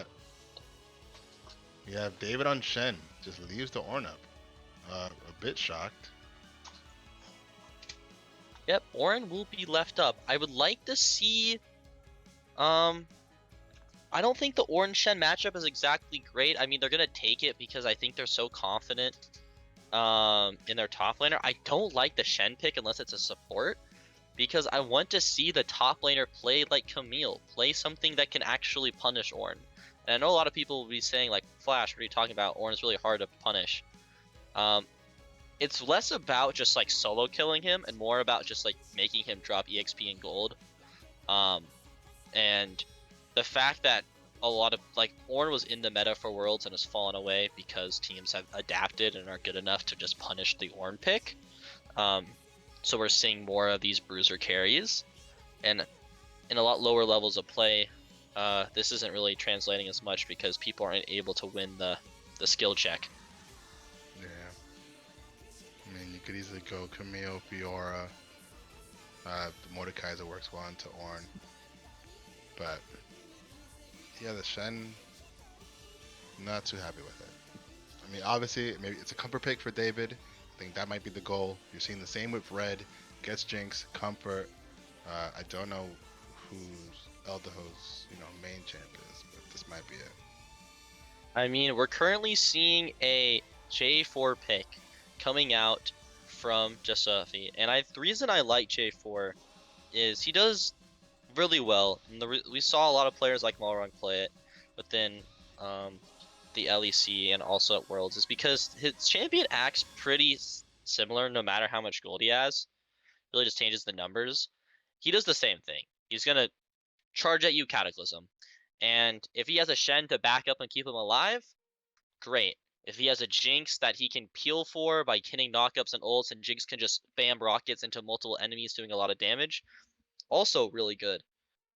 So I think those champions synergize well together, and I like the draft adaptation to ban Silas. Yeah, we performed really well on him last game, so I think it's a fair band. Seeing no with the funnies, Josephi slack, missing all first 4 games and just subbing in now. So a little tardy. Let's see if Josephi can make the most of it.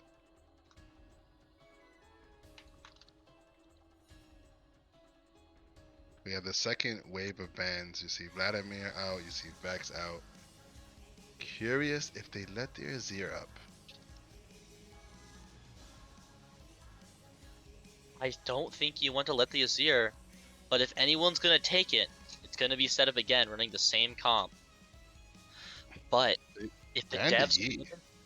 if devs are willing to pick it, Azir has a potential bad matchup here, and that is just playing champions that either scale as hard like the Corki, or playing champions that just get more value from shoving lanes even harder and roaming. So those are really the two options, and Volibear is actually going to be the pickup. I like the pick.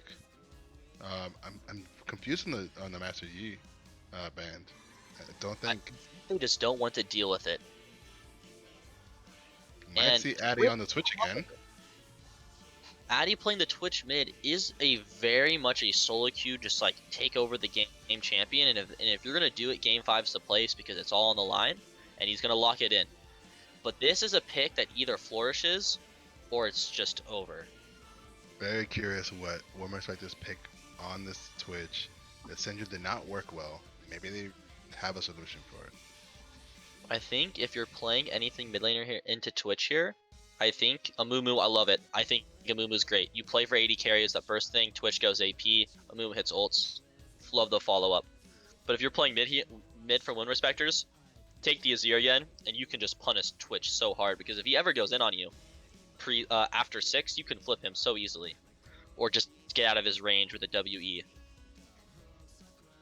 If not, wanting to take Azir here, you have to take something else, probably like a Cassiopeia that can stop him, or a Swain that can root him, or something else that's going to fight within this cluster. But we'll have to wait and see. And the Azir pick will come through for game number 5, R5. I need to see the devs here get an early lead.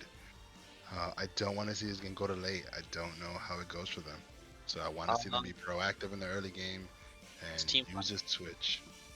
It's all about the team fight in this game. In this entire last game too. It's whoever can perform the team fight better will take away this game, because if you're able to keep your carries alive on the side of the devs, You're doing well.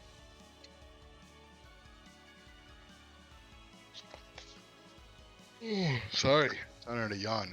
It is getting late here. I'm in the same boat as you, man. Eastern What time part of zone. Jersey? I'm currently going to school in Rochester, Mm, going to RIT.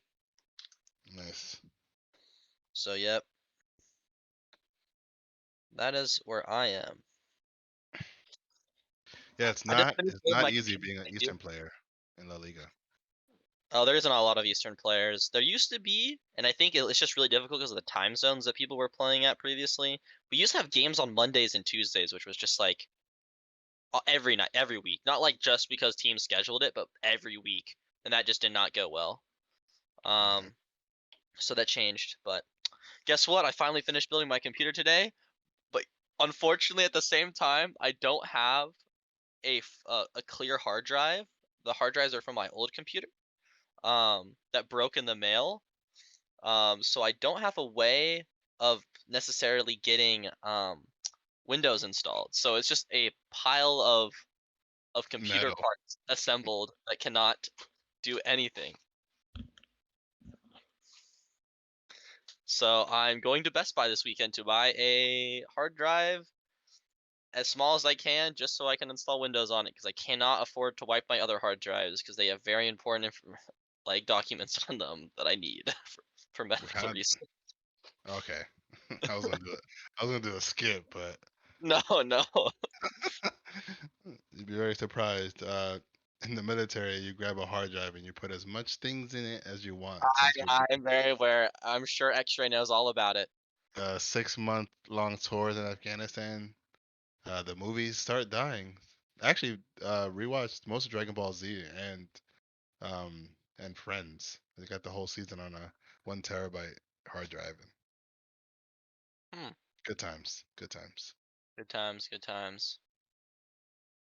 So back to the game. This is it. This is game 5.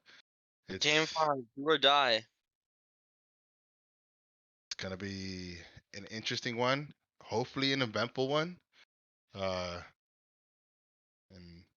we'll see how it goes. Dude, there is a serious bias in this channel points. The Wound Respectors are the underdogs of this series if I've ever seen it. There is a 64 to 153. And if we do the math, that's almost a 1-3 ratio. A little less than that, but still. Oh, let's see how that goes for some There's individuals. 2.4 odds against Wound Respectors. Damn. Good God. So there's a lot of dead favorites here, I guess. Yep. And with that, I think we're gonna go to a short. Actually, I have one question before we go to break. Who are you betting on in this series for game number 5? Red is my boy, but I'm gonna have to lean towards Women Respectors. Like the comp a little more. I think if it gets to late, they're gonna get it. Okay. I personally think it's just gonna come down to Twitch v Azir. And as Same. the Azir man, I want to pick Azir so badly, but I have a sneaking suspicion as soon as I say Azir wins it, Azir's not gonna win it. Gonna cast their curse that so hard. But if I was going to play this team, assuming that both of these players are playing to the best of their abilities, I think Win Respectors in the long con takes it away. But if that Twitch plays like solo queue, gets that a lot of gold, gets a lot of kills, gets a lot of AP, I don't think they stand a chance. Oh, we'll just have to wait and see. But we're gonna move on to the break here. Cue the silver scrapes, and we will be right back.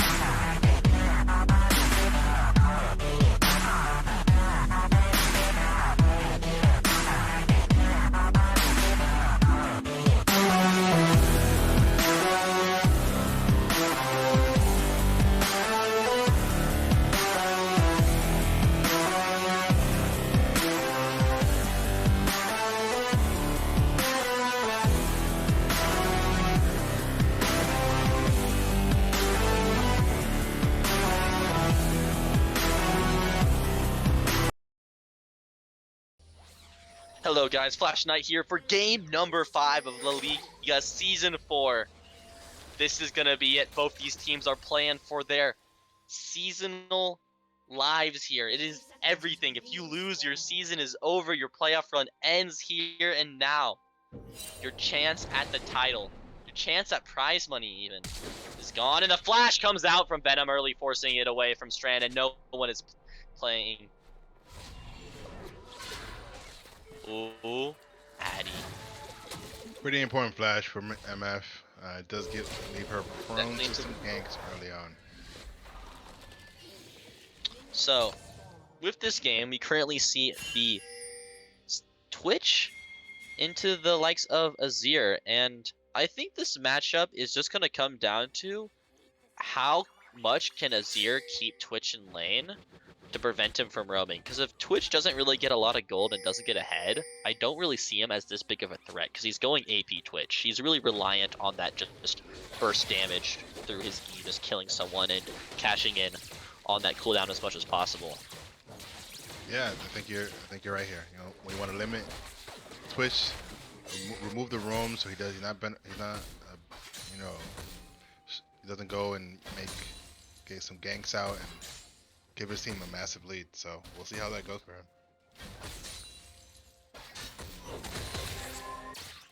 Yep, and we're currently going to see a really good job coming out from the bot lane here. Straina's making sure he positions opposite of wherever Venom is. He wants to give as much space between him and the enemy support as possible, so that if they do have a fight, Venom has to position himself in a much worse situation to take a lot more damage. And they're going to hit level 2 early. That's going to be Jahessi Hack going for a really aggressive gank here. That's going to be Red Ranger also taking a massive trade, and Strand just walking at him, getting some good damage, chunking him to half HP as Venom goes back in. And then, ooh, Red Ranger takes the PTA strike, falling already down to 300 HP. Yeah, this has been a constant in the series. Women Respectors bot lane has been so oppressive in making sure that Red has a hard time in lane. Yep. Red definitely has been showing up in these later team fights though, especially when he gets some gold into his pockets, gets some items. But we're seeing the Azir already roaming quite early after the gank coming out from Jahessi Hack, and Jahessi is shadowing top here, and I don't think it's a potential gank.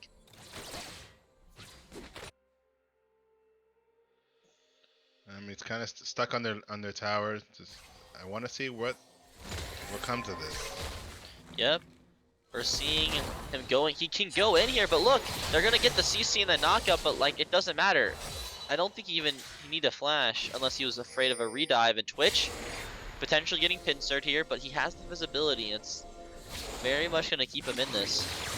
Having the CS lead, that's gonna be Shmi going in, but the CC, the root, the follow-up will be something there, and he will get chunked out on his HP too. Eldaho looking for a some- gank here.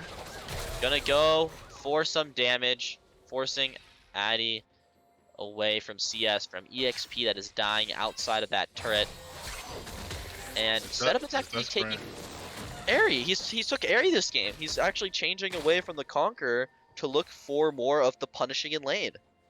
And that's what we want from him. I mean, we spoke about him being oppressive and pushing lane, and I guess he heard us, or he had the plan already set up. Eldaho does get double scuttle, which is great for him. Yeah. J4 gonna be clearing some camps on his bot side and potentially could look for a gank, but there is a 500 gold lead for Win Respectors just through CS alone. About 400 really, but still, it's quite a lot.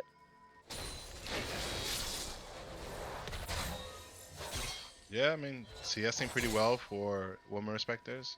You'd love to see it. But it's been this is a rare sighting. These games have been very, very bloody early on.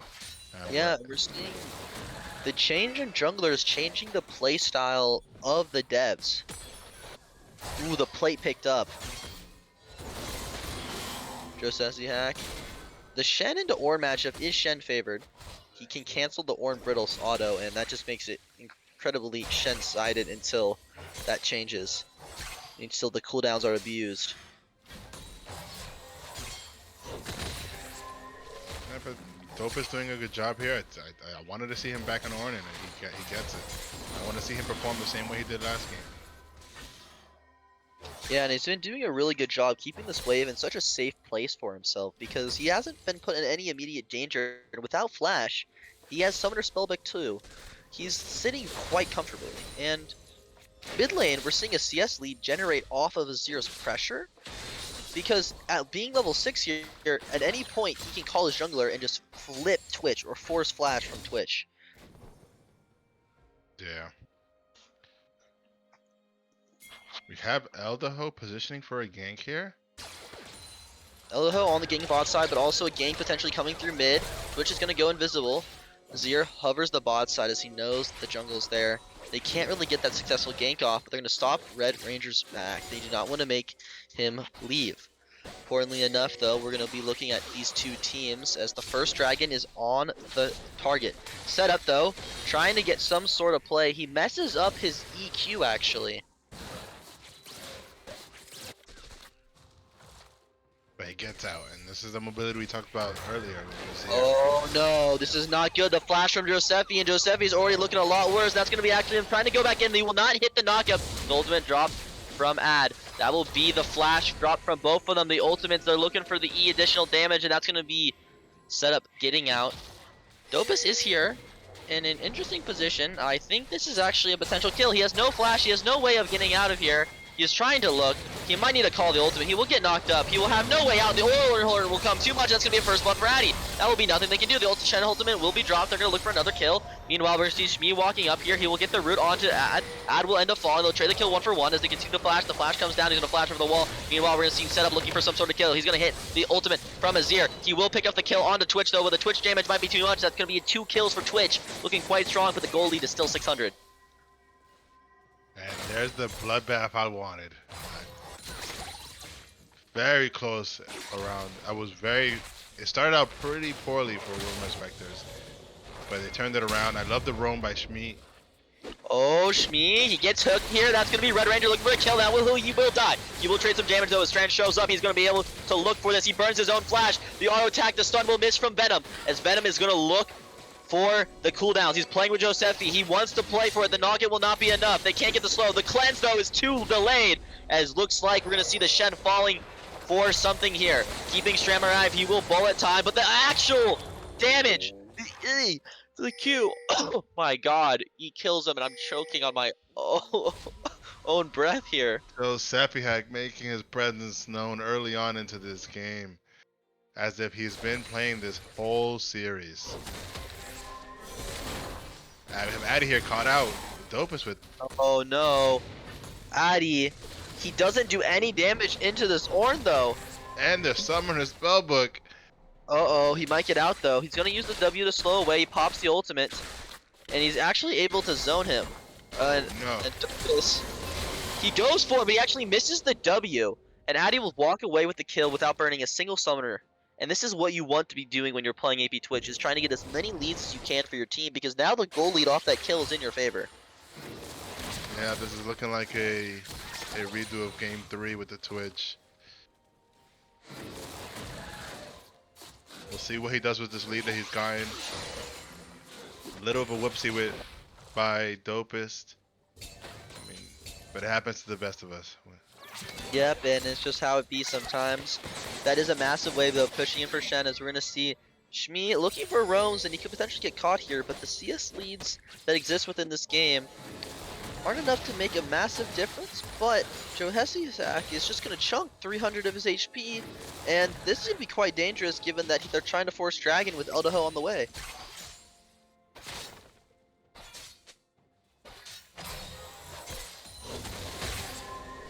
As long as Ornn has ultimate, he can always look to stop the ultimate coming out from Shen, but he's down by 2 levels, he can't afford to fight. Yeah, Shen doing a good job in this lane. As you said, it is Shen favored. And looking that way, Dopest just needs to find a way to stay alive and keep it close.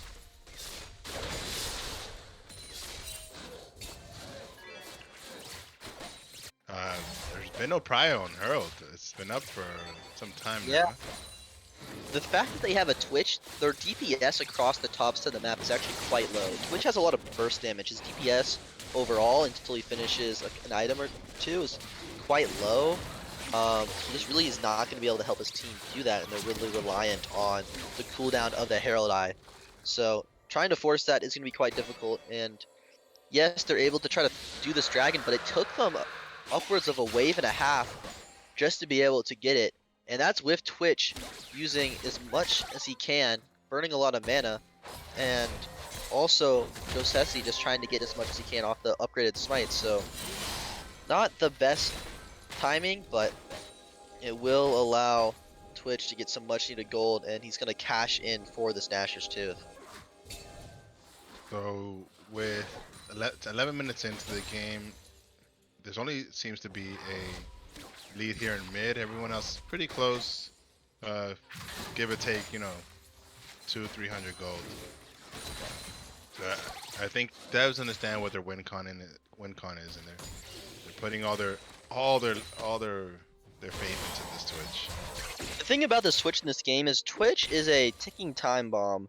Because eventually, yes, he will be strong enough to do the damage, he will be strong enough for the look. That's going to be the Shen ultimate coming down. His Strand doesn't even burn his ultimate. Shen cannot even follow up. The ultimate coming down from Eldaho will actually cancel the tower shots. They're going to look for it. They try to give it. The ultimate coming down from Strand will give him the double kill. And they're going to look to take some much needed plates. Meanwhile, we're going to start the Herald, trading something on the map at all times.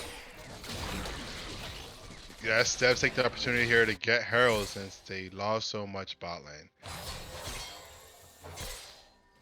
But it all depends on what they do with this Herald. They need to use the mid. They need to hold on Twitch. Yeah. Thing is, Sedif though, choosing to run Ignite makes him a kill threat potential into this lane. So if he does choose, with the help of his team, to look for a kill on Twitch if he ever pushes too far, it can be deadly. I mean, this lane will start favoring the Azir again as soon as Azir finishes his item. The codex is showing that he's going for the Yandries, LS. So yeah, it's going to be quite strong into multiple of the members, but Twitch really is going to take advantage of those short burst trades with his E.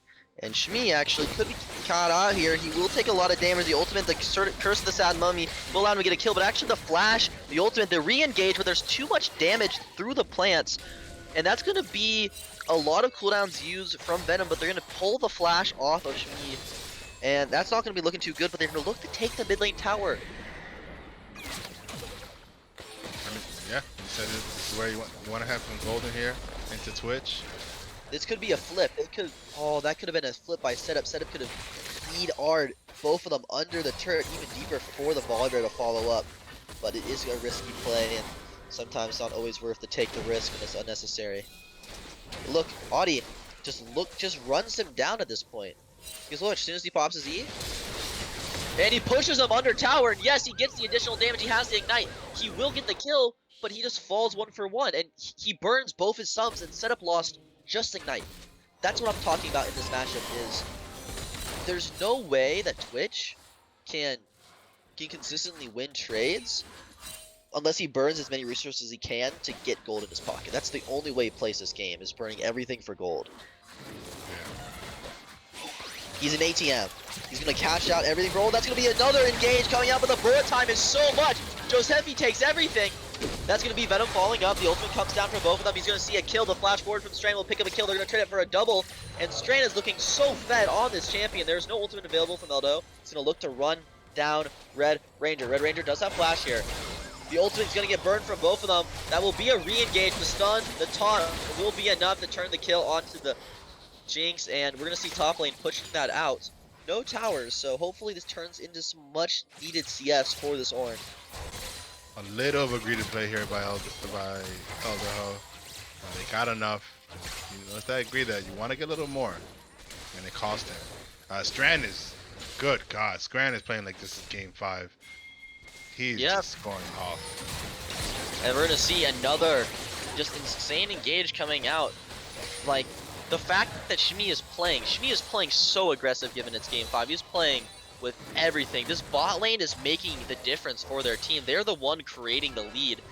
Their mid lane might be losing plates, their top side might be down in CS, but oh no, this could be a massive pick though. He will fall. Red Ranger looks for something. The Curse of the Sad Mummy will not connect onto anybody. Red Ranger actually, oh, the cleanse was so perfectly timed to keep walking after the bandage toss, but it doesn't matter. The follow-up damage, the TP actually is coming down from Ornn. He will get rooted CC here. He can actually call his ultimate still though. He's gonna hit on some by Dopus. Nice, that will be one. It will be looking for a second. They're gonna pop down the E. He will get it. The bandage toss will follow up actually, but he'll walk away from the tower. It will actually reset. But Dopest takes a lot of damage. But look who's here. It's the Twitch. It's Josefi. They're looking for out their mid laner. They have no chance. They have no damage. It's gonna be a double for Twitch here. It gets really bad for you. This has been a long exchange, and it looks like Twitch ends up winning it all. He cashes in the lottery ticket for himself, but without plates, Azir gets nothing from staying.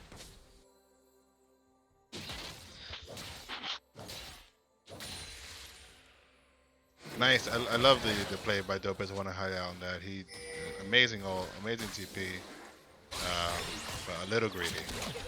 Again, the greed is killing me.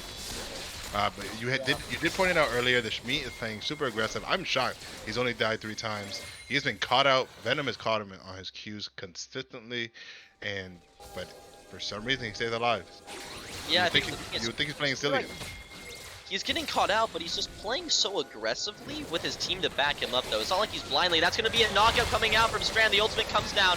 We're looking for something. They have the ultimate. That's going to be Strand, though, getting cut off. He cancels his own bullet time as he's going to fall to Audi. Meanwhile, we're going to see setup, though. This is going to look so bad. He falls with inside of all of this, and Audi is just going to be the Twitch that destroys the entire enemy team, and he's going to rat-a-tat-tat his way to victory, picking up another double kill for himself. 8-2, almost finishing that mythic, and he's just going to balloon this gold lead. And he's gonna look get more. He does. With everything, cashing in. This is starting to get out of hand. You had one job, and it was to not feed Twitch, and it's looking that way. I want to see how, if this gets too late, Women Respectors might have a chance. And those leads that they were throwing across the map are coming to bite them. And this game just went from an even state to incredibly difficult, if not impossible. A solo queue Twitch in the flesh. Yep, like you said, there was all those fights early on just ended up coming into the Twitch. The one person you did not want to have that gold in their hand. see a massive level lead in top. You see, honestly, outside of what mid and bot, there's a level leader across the board. The devs are looking really good right now. The devs are looking incredibly dominant. We're currently seeing setup trying to make some sort of. Oh, he messes up the EQ. He has to use the ult to get away, and it just doesn't feel good. They get the turret though. That's an objective bounty. Picked up. Setup has only one item. And this is looking like he needs to just scale again, and his team needs to be willing to scale, but without dragons, they don't have much time on the clock. Yeah, in my opinion, exactly. As for Winman Respectors, I'm looking to just wait it out. You scale a bit stronger than the devs, but as you said, with 2 dragons on the board already for devs, there's not much they can do. And with Hextech and Cloud coming on the board, it's either Inferno, Mountain, or Ocean, and those are all great souls to have. So you do feel a need to fight for it, and we'll see what happens. Yep, and we're seeing a lot of these just plays across the map. It's just all the gold is funneling into the Twitch. He's got 2 items. He's got the Magi stacks, but this is where it could all go wrong for devs here. There's the chance for Win Respectors. A single Twitch kill flips the game so much in your favor. Yeah, you want to be able to track Twitch throughout the points in the game. You might be looking to, just stealing camps here. You want to be able to track Twitch as much as you can, because he is your point of emphasis. They have the tools to get on him. Let's see how that works out. But with Shen ult, it's going to be really, really difficult to... Why is he not flipping in there? You have ultimate. Just, oh my. And this is what I think is, Setup Azir is very strong. It's very consistent. He knows how to get us a lot of damage, but he's not taking the ultimates. He's not shuffling ever. And that's my biggest criticism of him right now is he's taking Ignite. He's taking this aggressive summer spell and not willing to go in for those plays. He's not making the shuffles for his team. And that's the thing with Azir is it's either a peel tool or a playmaking tool. And the difference. The question there is, did he use his E? Because I mean, you can ult Shen into the tower, but he'll just E out. You also have no vision of the rest of the team. So I mean, game 5, you don't take these bets. You don't take these 50-50 plays, especially if you don't see that in your team. So I kind of fall. I mean, I do fall in like the spectrum of setup players where I play safe and I try not to flip the game out one play. But I can see where you're coming from. In a game where you're behind by a lot, you sometimes gotta take risks to bring the game back into your hands. Because they need to take some sort of risk around this jungle, around this mid lane. They need to get a flip here. If they can spawn out Audi and get one massive team fight, one massive kill on him, and take this dragon, they buy themselves 5 minutes of time. You have a flank coming in from Shen. Flash, it's gonna go in and engage. He will flash away. The ultimate's coming down. He will die. He pops his own ultimate. As actually Josesi just takes so much damage, and just Eldaho cannot get on top of the enemy. He will get so far gone. And Setup just has to watch his team. The enemies are so low, but they have 20 seconds. We could see a base into a TP. Actually, is gonna see him flash away. That's gonna be the rat-tat-tat gun coming in for another kill, and that's gonna be a massive cataclysm. That's gonna be looking for 1. They're looking for 2. That's gonna be so many. They're looking for the final one, the flash over the wall, the taunt coming forward. He's gonna get slow. He's trying to get for it. He gets pushed over the wall there actually, and Strand. Here comes the rat. Fall from the rat. It's too much, and Addy is just so fed. The MVP of this game off just the kills alone, and no one can really stop him. See here, they Setup did not use ult. Maybe he didn't have an avenue to use it, but who knows how beneficial it could have been if he brought it. The thing about that fight is we saw Eldaho once again rushing to go in, rushing to fight the enemy carries and not caring about peeling. He doesn't care about keeping his own carries, he just cared about killing the enemies. And he's playing Volibear, especially with a more tank style. He can't really look for that, and Shmi Could look for a flip here. This could be the play. And that's going to be ultimate. They're looking for something that will get the kill. A massive ultimate burn away. And they're going to get a much needed kill on the Jinx because this stalls out any potential Baron look until she respawns. They just don't have the DPS. Red playing a little unsafe there. You hate to see it. I mean, you know you have a pretty good lead. This does give an avenue for women respecters to try to find something here. You have the numbers. You know, do something with it.